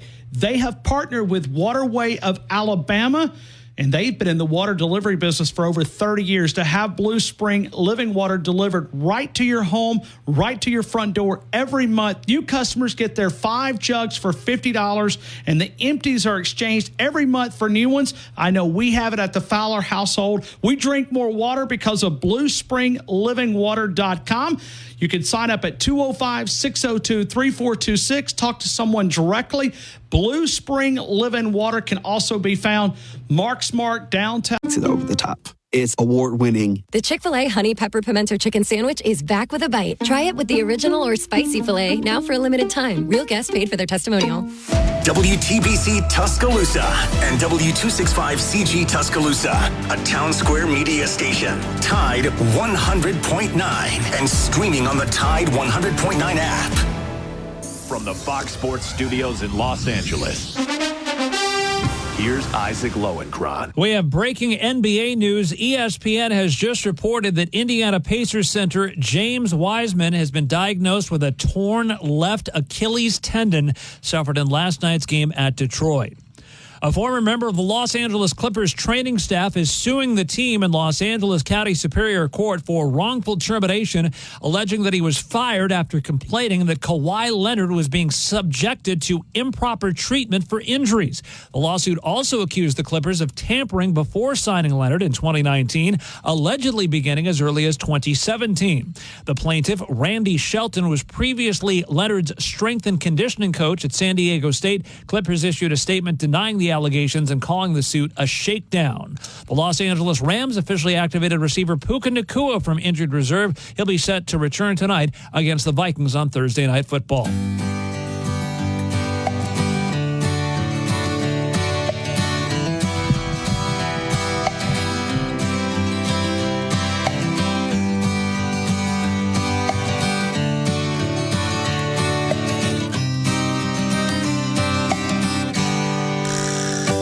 Rolling down a backwoods Tennessee byway. Running through the credentials here. I still don't know them off the top of my head quite as good as Ryan Fowler, but I do know 4 of them. 18 national championships, 30 SEC championships. Nobody has more in the Southeastern Conference, at least in the sport of football, that is. The NCAA all-time leading scorer. Shout out Will Reichard for claiming that during the SEC championship against the Georgia Bulldogs last season. The 30th SEC championship for the University of Alabama. And the 2 greatest coaches to ever walk the sideline in college football and here at the University of Alabama. Paul Bear Bryant won 6 national championships. Nick Saban won 7 overall, 6 at the University of Alabama. And we've got a guy here at the University of Alabama that's trying to accomplish the same thing after making the national championship last season. Head coach Kalen DeBoer. I'm not out on Kalen DeBoer yet. I think he's the right guy still for Alabama football. It's just the new college football. Ryan talks about it all the time. It's the new world of college football with NIL, the transfer portal. You've got to be an insane person, an insane head coach to think that you want to and can navigate what the new era of college football is. And Kalen DeBoer's done a pretty daggum good job of it here at the University of Alabama. Number 15 in the country, 5-2 record across the first 7 games for the University of Alabama. I know that's not quite the standard of Alabama football, but in the new world of college football, you certainly could be in a worse spot. You could be like Kalen DeBoer's former team, the Washington Huskies, and you could be unranked, sitting at 4-3 on the season. Alabama is not yet there, and I don't think Alabama will get there either this season. Alabama still alive and well in the college football playoff hunt. They need some help this weekend, though. Maybe not this weekend, but they need some help through the remainder of the season. We talked with Brad Powers 7 on the Twitter account earlier, and a team that could help Alabama. There's a couple of spots here that could help the University of Alabama. First off, Alabama's got to beat Missouri this weekend, right? They got to defeat the Missouri Tigers, currently a 17-point favorite over the 21st ranked Missouri Tigers. The 15th ranked Crimson Tide are. The LSU Tigers, Brad Powers and I both took LSU in this football game. Texas A&M ranked number 14. If Alabama defeats the Missouri Tigers and Texas A&M loses to the LSU Tigers, Alabama would jump Texas A&M. So that puts Alabama in the number 14th spot there. A couple of other big games happening across college football this weekend. You've got Central Florida, a home favorite over undefeated top 11 BYU. If Central Florida can pull off the upset, but not on the gambling side of things, I view an upset as you are ranked lower than the team ahead of you, right? Or lower than the team you are playing. So to me, this would be an upset for Central Florida over BYU. Now, for those of you on the gambling side of things, with Central Florida as a 2.5-point favorite, it may not be an upset. However, be an unranked 3-4 toppling an 11th ranked 7-0 BYU team who plays some good football. They're just very turnover dependent on the defensive side of the ball. If KJ Jefferson can take care of this football for Central Florida, I believe KJ Jefferson's still the starting quarterback. He didn't get benched, did he? And I'm just sitting here talking out my rear end. Let me double check this here really fast so that way I can make sure I give you guys the most accurate information possible. He did get benched. All righty. Sort of. It looks like Central Florida has lost the 2 games that they benched KJ Jefferson in. Ja'Curry Brown is the new starting quarterback for the Golden Knights down there in Orlando, Florida, and they've got a big test this weekend. They did take Iowa State, 9th-ranked Iowa State, to the wire last weekend, losing 38-35, and not a lot of people realized this. All right, Iowa State probably should have lost that football game. For those of us who watch college, and I'm not saying you guys don't watch college football, but I'm saying if you are a college football aficionado, right, you were keeping an eye on that Iowa State Central Florida game last weekend, especially as that game continued to stay close down to the wire in that game there in Iowa. Central Florida dropped a pick 6, picked quarterback Rocco Becht off from Iowa State, ran it all the way back to the end zone, and dropped the football on the goal line. And it's something that every coach will harp on. I guarantee you that defensive back ran until he threw up this week in practice. If Central Florida gets that done, Iowa State does drop from the top 10 with that loss. Do they fall beneath the Alabama Crimson Tide? Potentially. I don't know. Iowa State currently ranked number 9. I believe the Cyclones are on a bye week this week, but that is a team that Alabama fans will want to keep an eye on. They are on a bye week. That is a team that the Alabama fans may want to keep an eye on as a team that could potentially go down. Not necessarily this week. Again, they're on a bye week. But if that team does drop a game, then Alabama would probably vault them, assuming Alabama continues to win, assuming Alabama wins out the remainder of this season. So let's say Central Florida takes down BYU. They would fall beneath number 14, so that would bump Alabama to number 13 in the AP poll. Who's sitting at number 13 right now? The Indiana Hoosiers, who just lost their starting quarterback for a couple of games, couple of big games here. Even if they beat Washington as a 6.5-point favorite at home this weekend, despite having a backup quarterback, you know where they go next weekend? Michigan State. You know who they play the week after that? Michigan. You know who they play? You know who they play the same week that Alabama travels to Norman, Oklahoma? They make a trip to Columbus, Ohio for a date with the 4th-ranked Ohio State Buckeyes. And so Indiana is a team that has looked really good to start this season, but by the way, Kurt Cignetti is doing a great job up there. I'm not trying to trash another football team here. We respect every team. We respect every opponent, but this is something that you want to keep an eye on if you're an Alabama fan. Indiana's down to their backup quarterback at home this week. They hit the road next weekend. This is a matchup that could potentially be interesting for Alabama fans. Let's say Washington pulls off the upset. Kalen DeBoer's former team helping out Kalen DeBoer's current team. That would put Alabama, if they beat Missouri and Central Florida defeats BYU in an upset, non-upset, depending on how you view it, that would put Alabama sitting at number 13, round number 12 when they go into Death Valley, when they take on the LSU Tigers inside Tiger Stadium. And then for Gits and Shiggles, let's have some fun here, and let's say Navy upsets Notre Dame as a 2-touchdown underdog at home. It is a gimmicky offense. I understand Notre Dame's a very talented football team. They're 6-1, number 12 in the country. Excuse me, I beg your pardon there. That would put Alabama back in the top 11 should the Crimson Tide defeat the Missouri Tigers this weekend. And that's right back in the college football playoff discussion. That is putting Alabama as one of the teams projected to make the college football playoff. So hope is not lost for Alabama. Don't write the Crimson Tide off yet. They've shown that they can be a full-time force in this season. They've shown that they can be a threat. They've also shown that they can take some uncharacteristic plays. They've also shown that they can lose a couple of ball games that they probably should or shouldn't lose, right? They shouldn't have lost to Vanderbilt. They did. They probably should have lost to Tennessee. They did. So what Alabama team are we getting the remainder of this season? Back against the wall. We'll see as the Crimson Tide continue their quest for a college football playoff appearance. We will actually get a college football playoff rankings here in about 2 weeks. Not next week when Alabama's on a bye, but the week that Alabama heads into Baton Rouge, we'll really see what this college football playoff committee is saying, and we'll finally get to stop talking about, well, is the committee going to value strength of record, strength of schedule, all these other things. The eye test, that was the big thing last year. The eye test, it's part of what kept Florida State out of the college football playoff.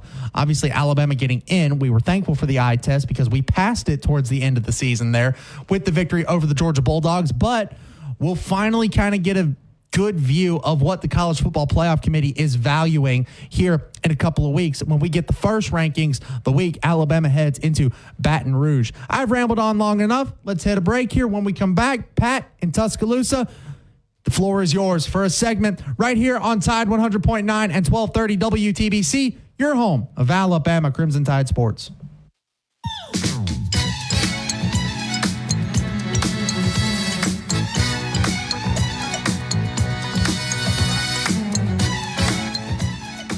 Tide 100.9 traffic. Tuscaloosa traffic now from the Townsend Nissan Traffic Center. We have long-term road construction Greensboro Avenue southbound at 26th Street. And there's long-term road construction 2059 eastbound between Western Bypass and McFarland Boulevard. And there is some long-term road construction McFarland. And we thank you for trusting our team to get you the right part for the past 39 years. Northport Auto Supply. Why go anywhere else? MedCenterUrgentCare.com. We expect the unexpected. Locations in Tuscaloosa, Northport, North River, right there off Rice Mine Road, Fayette, Demopolis, Hoover. The great doctors, urgent care, family medicine, injuries, occupational health, sports physicals. We do expect the unexpected. MedCenter Urgent. You just said that. Did you say I just said that? Yeah, I'm cutting you off. Did you say you're cutting me off? You earn We Match. Unlimited cashback match. See terms at discover.com/creditcard. New Life Art is pleased to announce Daniel A. Moore's newest creation, The Legend, a tribute to Nick Saban, the greatest college football coach of all time. A limited number of Coach Saban's autographs are available in this Coach Saban Fine Art Commemorative. Don't miss out on this exclusive opportunity. This isn't my office. Count on ZipRecruiter to find the right candidates for it. Try ZipRecruiter for free today at ZipRecruiter.com/free. That's ZipRecruiter.com/free. Big Mike's downtown Moundville, only about 15 minutes from where I'm located. Also in Gunnersville, Alabama, Thomasville, Andalusia, Auburn, Alabama, Orange Beach. You'll find one of the best steaks in the state of Alabama, voted by the Alabama Cattlemen's Association and many other great publications recognizing the great ribeye, the seafood entrees. You'll find those, the great... Your home for Alabama basketball. Presented in part by BMW of Tuscaloosa and by Pearl River Resort in Choctaw, Mississippi. Tide 100.9 Tuscaloosa weather. A very warm afternoon. The sky's sunny. The high today 85. Mostly clear tonight. The low 58. No major changes tomorrow and Saturday. Very warm afternoons. A good supply of sunshine both days. The high tomorrow 86. The high Saturday 83. I'm James Spann on the ABC 3340 Weather Center on Tide 100.9. It's 83 degrees in Tuscaloosa. You're inside the game on your home for Alabama sports. Tide 100.9 and streaming on the Tide 100.9 app.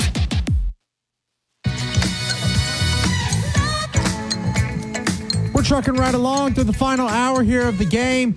I'm not really guest, but I'm filling in for Ryan Fowler as he's a little bit under the weather. Ryan, if you are listening to the program, we hope you feel better pretty soon here because selfishly, I don't know how in the world you do 4 hours of radio every single day. I run out of content in my 1 hour show sometimes, but I like to think I'm doing a decent job filling in for Ryan Fowler. I'm no longest running sports host here in Tuscaloosa, but regardless, we're having a little bit of fun here on a Thursday in Tuscaloosa, Alabama. Beautiful Tuscaloosa, Alabama. Let's go ahead and head to the phone lines here and stay in beautiful Tuscaloosa, Alabama. Let's talk with Pat right here in T-Town. Pat, how you doing today, my man?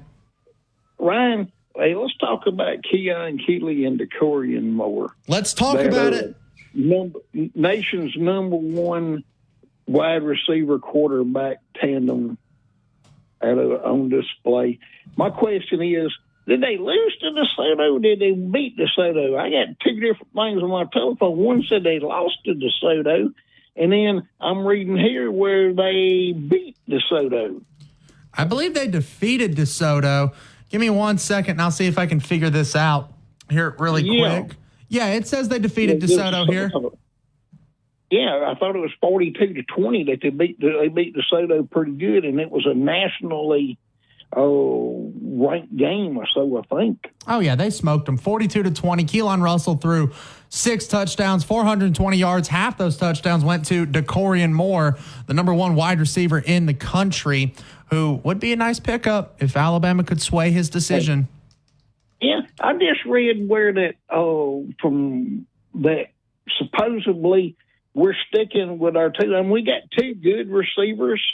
From what I understand, we have two fantastic receivers, and that this Lassiter kid out of is showing speed personified. What have you heard about him? Give me his name one more time, Pat. Lassiter. Lassiter. Out of, the kid. He's the kid out of the East Coast up there. I think Maryland, maybe one of those places up there. He's fastest kid in that part of the country, and supposedly he has been clocked at nearly 23 miles an hour in open field. I'm trying to find him here, Pat. I can't find his name, but if he's playing like the way you say he is, I'm sure he's probably on Alabama's radar at least a little bit. May not necessarily, because Alabama is comfortable with what they've got. Committed. Yeah, he's committed to Alabama. You talking about Lassier Brooks? Yeah, Lassier. I said Lassiter. Lassier. I'm sorry. Yeah. Lassier Brooks. Yeah, no, he's committed to Alabama. He's a great prospect. He's not jumping in the recruiting rankings like a lot of Alabama people did. Maybe not Alabama commits. Touchdowns. Before his senior year, he had 51 or 53 touchdowns. He's a great kid. He's a great kid. I wonder if his competition level's a little iffy, though. He is currently ranked as a 4-star according to Composite. Okay, he has moved up to a 4 because he wasn't ranked with a 3. So he's a 3 he's a 3 on 247's individual rankings. But if you look at the 247 composite, which is what I typically base a lot of my recruiting views on is 247 Composite. He's ranked as a 4-star according to Composite. On3's got him as the 101st prospect in the class of 2025. Yes, that is correct. Class of 2025. ESPN's got him as a 4-star. Rivals has him as a 3-star. 247 has him as a 3-star, but Composite has him as a 4-star. Yeah, that's what I knew. I figured he was going to start rising because, 50-something. I don't care if you throw it against the air. 50, I think 52 or 53 touchdowns before his senior year is absolutely incredible. It is daggum impressive for sure. But the fact that he came to Tuscaloosa and clocked a 4.4 in Tuscaloosa on grass. And that is on grass that's fast. That's blazing speed, especially from a kid who's probably 17 or 18 years old. That is world-class speed when you talk about running a 4.4 on grass. He's a little shorter. He's a little on the shorter side, 5'9", 170, but he gets into the University of Alabama. Maybe he gets another inch or two in his height, and all of a sudden you're talking about he's a prototype slot receiver / really, really versatile weapon for Alabama who can make a lot of big plays. If he's only 17 years old, his growth plates are still open. That is true. In his knees, and because most kids grow to their 18 now, and I've seen some that didn't put on. Ken Hull, who was a center for the Buffalo Bills back when they had 4 Super Bowls and no Super Bowl ring. When he got to Mississippi State, he was only 6'2", and when he left Mississippi State, he was 6'5". So maybe he played center with the Bills at 300 pounds. I used to work out with him every summer in between when he was getting ready to go back and I helped him with his weights and stuff to be able to get back up to 300 pounds. You look at Brooks's tape, as I'm currently sitting here, I say tape, his huddle highlights. You look at his huddle highlights, and all of a sudden you see why Alabama was interested in a kid who does stand at 5'9". Kalen DeBoer and Alabama not Alabama, but Kalen DeBoer doesn't have a track record necessarily of recruiting smaller wide receivers, and by smaller I mean shorter than 5'11" wide receivers.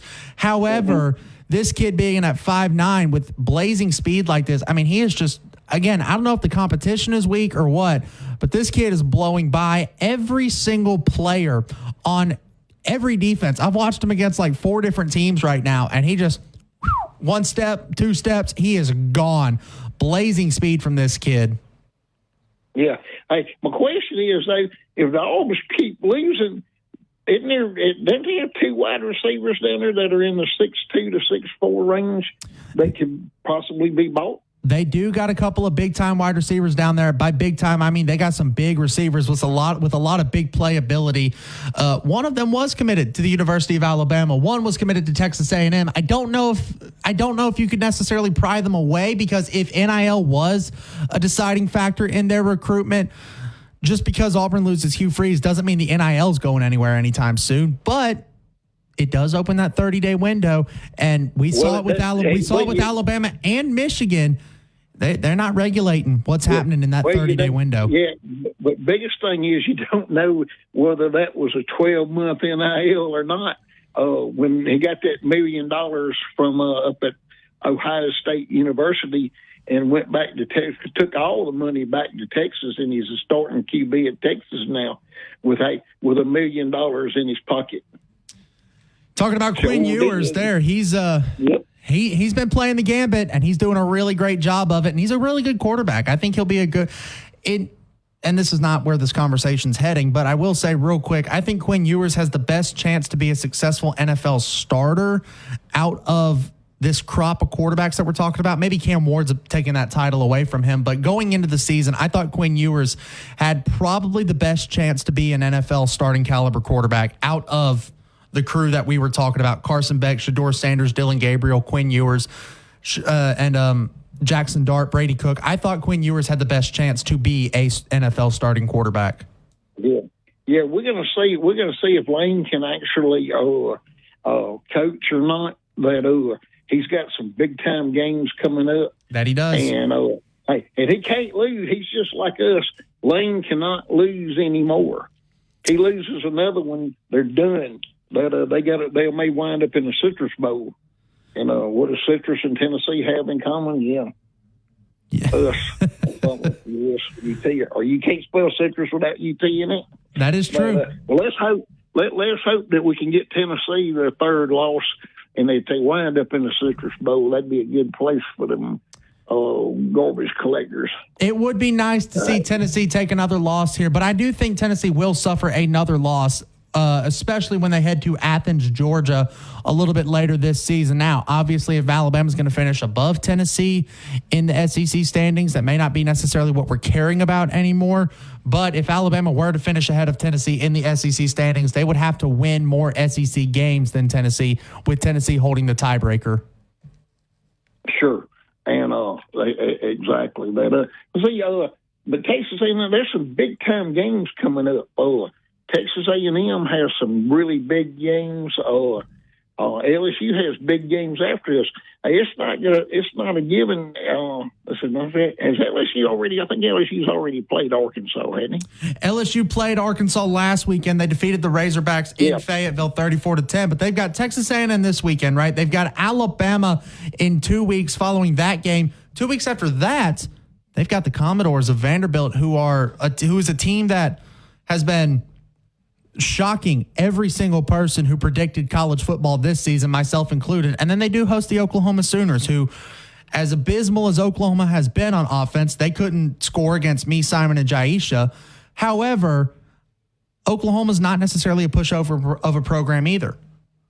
Yeah. Well, Vanderbilt, Texas has Vanderbilt at Vanderbilt. When I was looking up tickets there at Vanderbilt, they were saying that the Texas ticket was their highest, cost ticket, was the Texas ticket there. I guess Texas has gone in, kind of like us, went in and bought up their season tickets for Vanderbilt in order to be able to get a seat up there. But, hey, Texas better understand Nashville may be a place where there's only country music, hey, but they don't play it with a fiddle like they do down in Texas.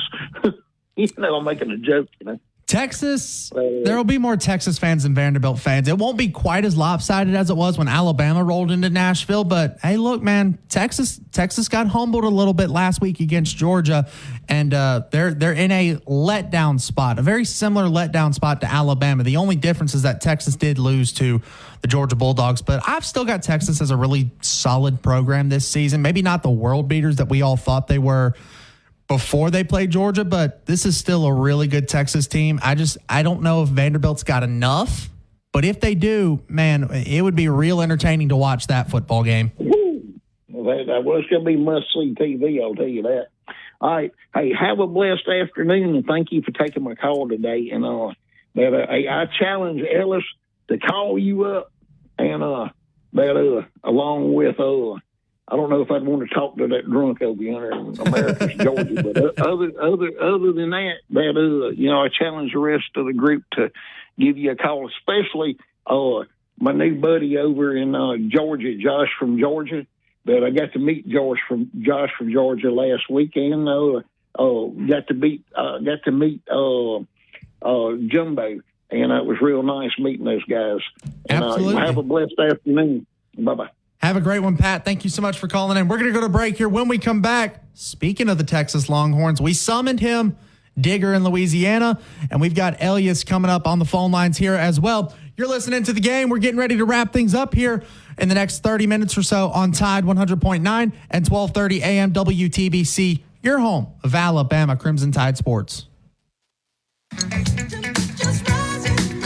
The year-end clearance sale at Townsend Nissan going on now. You can save thousands. See BJ or Kylan today at Townsend Nissan, your savings place. El Grant is the great Mexican place in Winn-Dixie Shopping Center. Go over and see my friends Carlos, 205-391-4555, 62 McFarland Boulevard, Monday through Thursday from 11 until 9:30, Friday and Saturday 11 until 10:30, Sunday also open 11 until 9. You'll find the great daily lunch specials. You'll find great entrees. The Tide Tailgate Show is presented by Academy Sports and Outdoors, Skyland Boulevard, Tuscaloosa, and the new location, Highway 280, Birmingham. Online at at academy.com. Northport Power Equipment, largest inventory Husqvarna dealer in the Southeast. You'll find the Husqvarna models for residential and the professional landscapers, Skag commercial mowers, residential mowers, backpack blowers, handheld blowers, battery-operated tools.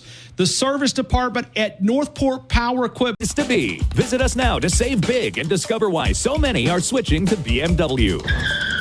BMW of Tuscaloosa. Take your dreams for a drive. Tide 100.9. For more coverage of Alabama football, visit us at Tide100.9.com or download the free Tide 100.9 app. The Crimson Tide will not be denied.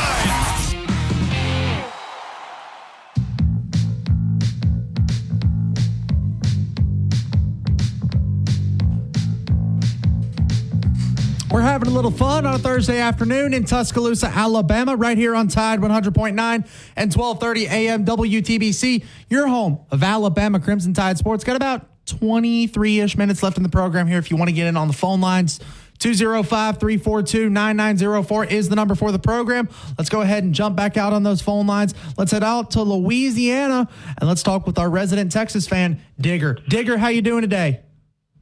Wyatt. Nice job filling in. How are you doing, Wyatt? I'm good, man. How about you, man? Are you there? Are you there? Can you hear me?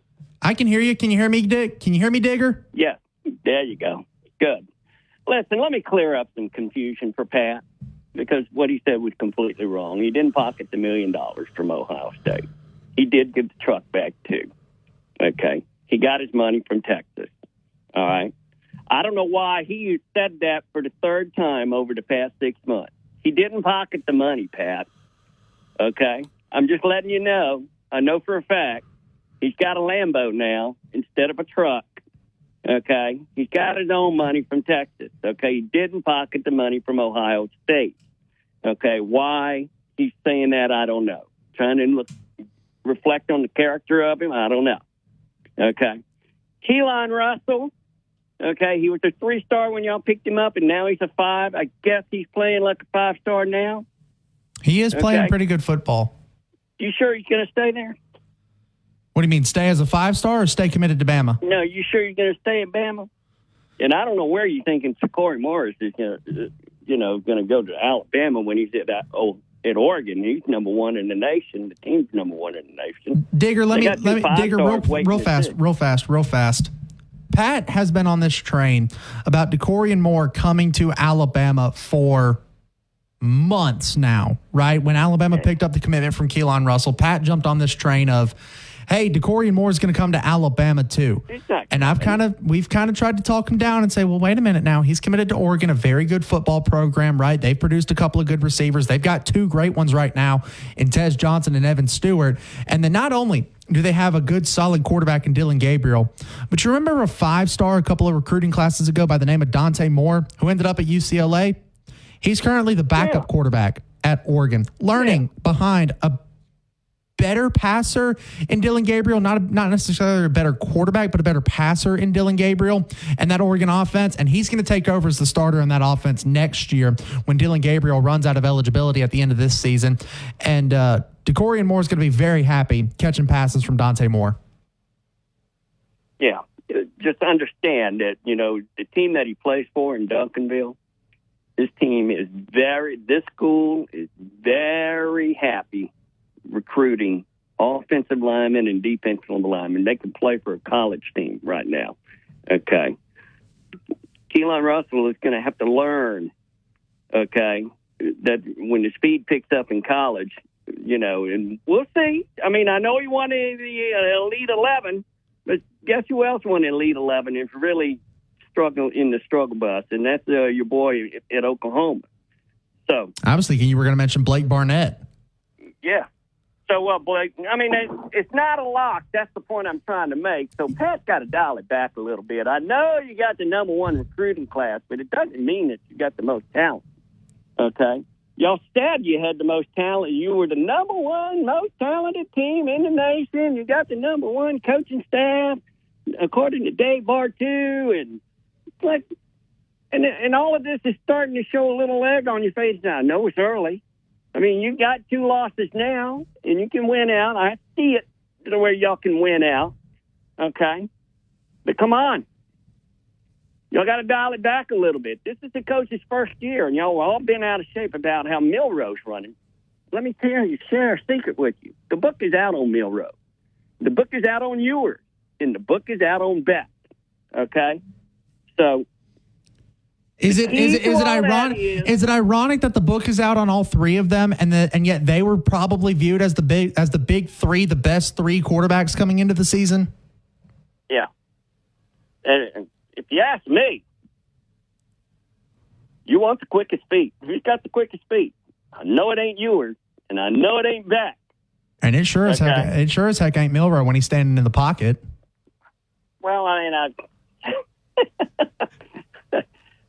Milroe has accuracy issues, and he can work on that. He gets out of the pocket, and his feet are real quick. But standing in the pocket, it does get a little concerning at times. I won't lie to you. That's Ewers' issue too. He wouldn't step up in the pocket last week, and boy, that drove Sarkisian crazy. So yeah, but he was much better in the second half. But Ewers better. He's going to play Vanderbilt this week. Boy, better step up in the pocket.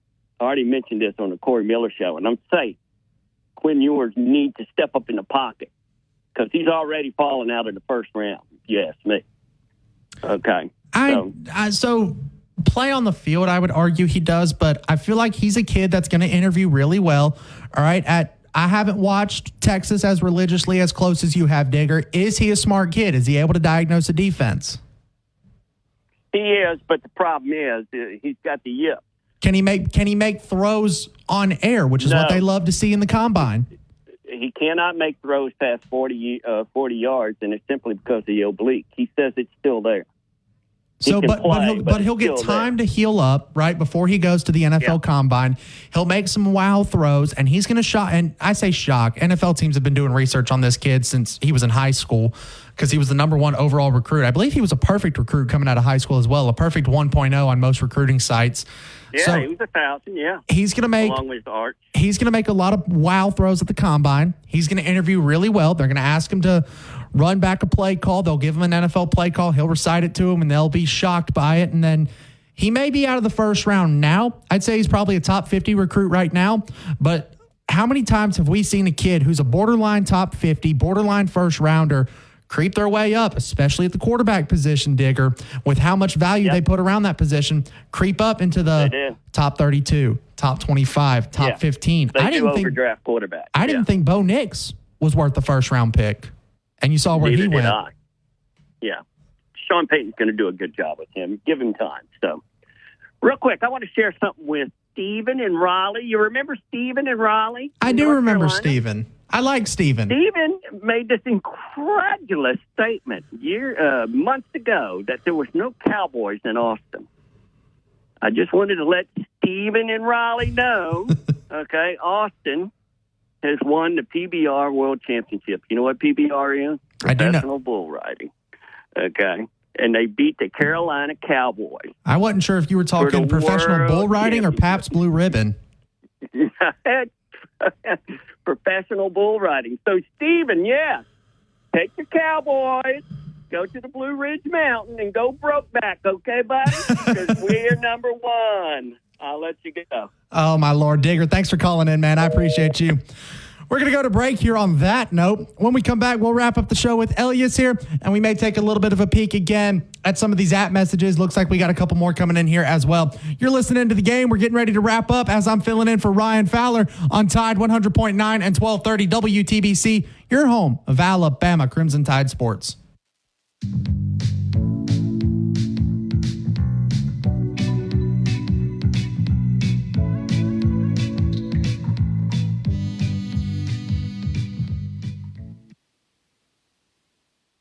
Tide 100.9 traffic. Tuscaloosa traffic now from the Townsend Nissan Traffic Center. We have long-term road construction Greensboro Avenue southbound at 26th Street. And there's long-term road construction 2059 eastbound between Western Bypass and McFarland Boulevard. And there is some long-term road construction McFarland. 800-564-9170. What do you have to lose? Call 800-564-9170. Again, 800-564-9170. Light up those phone lines on The Game with Ryan Fowler. 205-342-9904. You're inside The Game on your home for Alabama sports. Tide 100.9 and streaming on the Tide 100.9 app.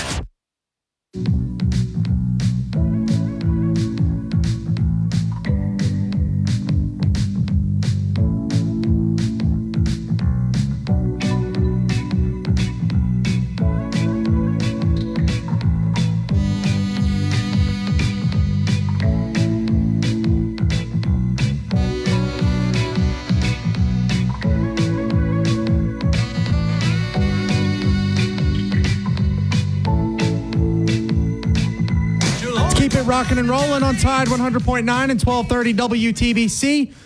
Jaisha, we got 2 more app messages there in the inbox. Take it away. Hit me with that first one. So, let's see. So, Miami says, kids are kids. Let them motivate how they motivate. If it was left up to us, old folks, there probably wouldn't be any music over the PA. The next one. That was a pin, but that's supposed to be a mic drop there. I completely agree with that statement. Y'all got to let these kids do what they do. Yeah. Especially the ones that are like, sorry, I know you were getting ready to read that second app message there. Good. Especially these kids that are balling out, right? Like Jalen Mbakwe, Ryan Williams. I said it earlier on the program. I believe it was the Miller's Edge. I don't know. I've done so many shows over the last couple of days. I don't entirely know which program I said it on. Jalen Mbakwe and Ryan Williams, when you talk about the podcast and stuff like that, like those are the two you're talking about. When you say, well, players are doing podcasts, they're the only ones with a podcast. And they're arguably two of the kids that are balling out the most for Alabama.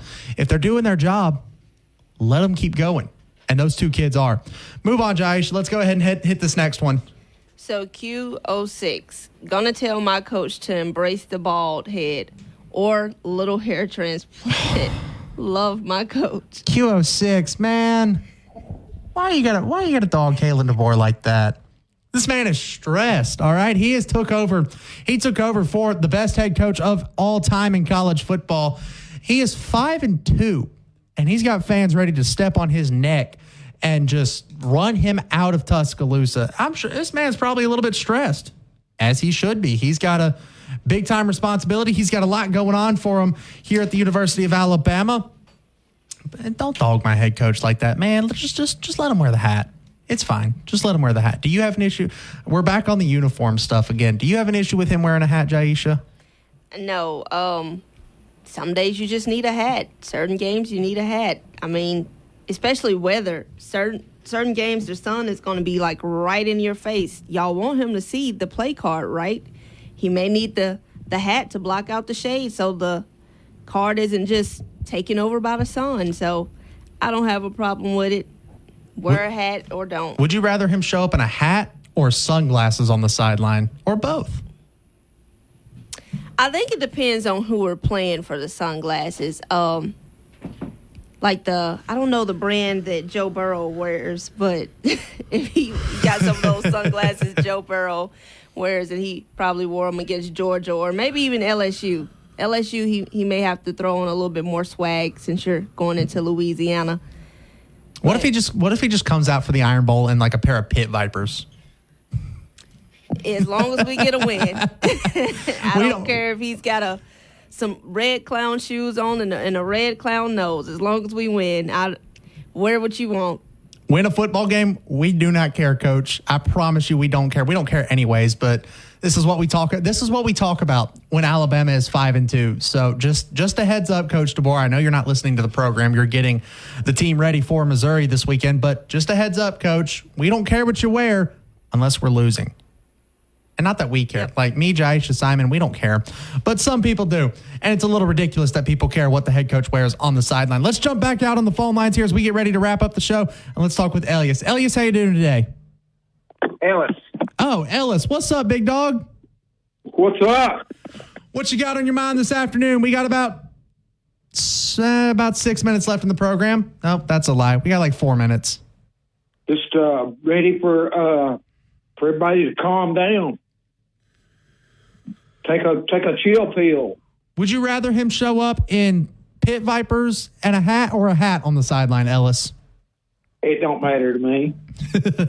It doesn't matter either way. You're the one that says what you don't care if he wears a pink tutu as long as he's winning football games.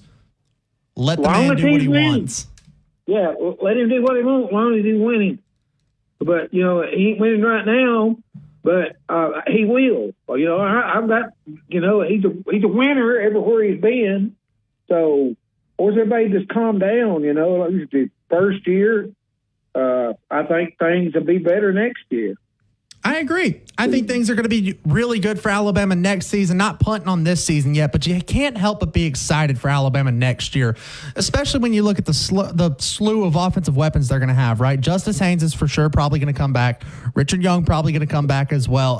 Again, assuming nothing happens weird with the transfer portal. Not reporting anything, just saying that's college football now. What does Jan Miller decide to do? Does he come back because he's not quite having the year that he expected to have? Does he decide to test the waters of the NFL? I don't know. But you look at the receiving side of things, man, you've got a great set of receivers for coming in next season. You've got Ryan Williams in his sophomore year. You hope he avoids a sophomore slump, but even if he has a sophomore slump, he's still probably one of the best players in college football. You've got Caleb Cunningham coming in, one of the highest rated wide receivers in college football or in high school football out of Choctaw County, Mississippi down there. He's going to be a really good ball player for Alabama. You've got Jalen Hale. This is a guy that nobody's talked about because he's been injured all year, but you've got Jalen Hale coming back to this roster next season. He's an explosive play threat. And then, what do the rest of the receivers do? Cole Adams, Kendrick Law, Kobe Prentice, Caleb Odom. What do some of these other guys do? Do they stick around? I assume they will because we haven't heard anything otherwise, but assuming they stick around, Alabama's in a pretty good spot next year for whoever ends up winning that quarterback battle, whether it's Dylan Lonergan, Ty Simpson, Austin Mack, or Keelan Russell. Yep, well, we'll have to see, but just gotta be have faith in him. And I think most Alabama fans do. Yeah, but there's some of them don't.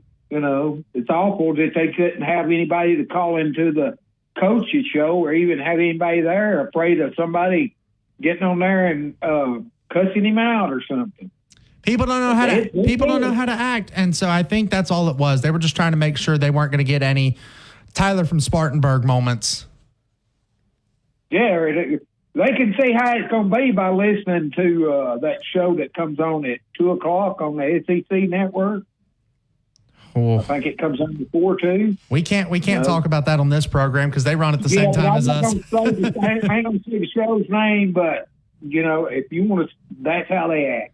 That is true. That is true. I didn't have no problem with them not letting nobody in, and they had a good caller, Pee Wee. They did. Pee Wee's always really good. Yeah. Yep. But I'm ready to get down there. I'm gonna head out about 5:00 in the morning.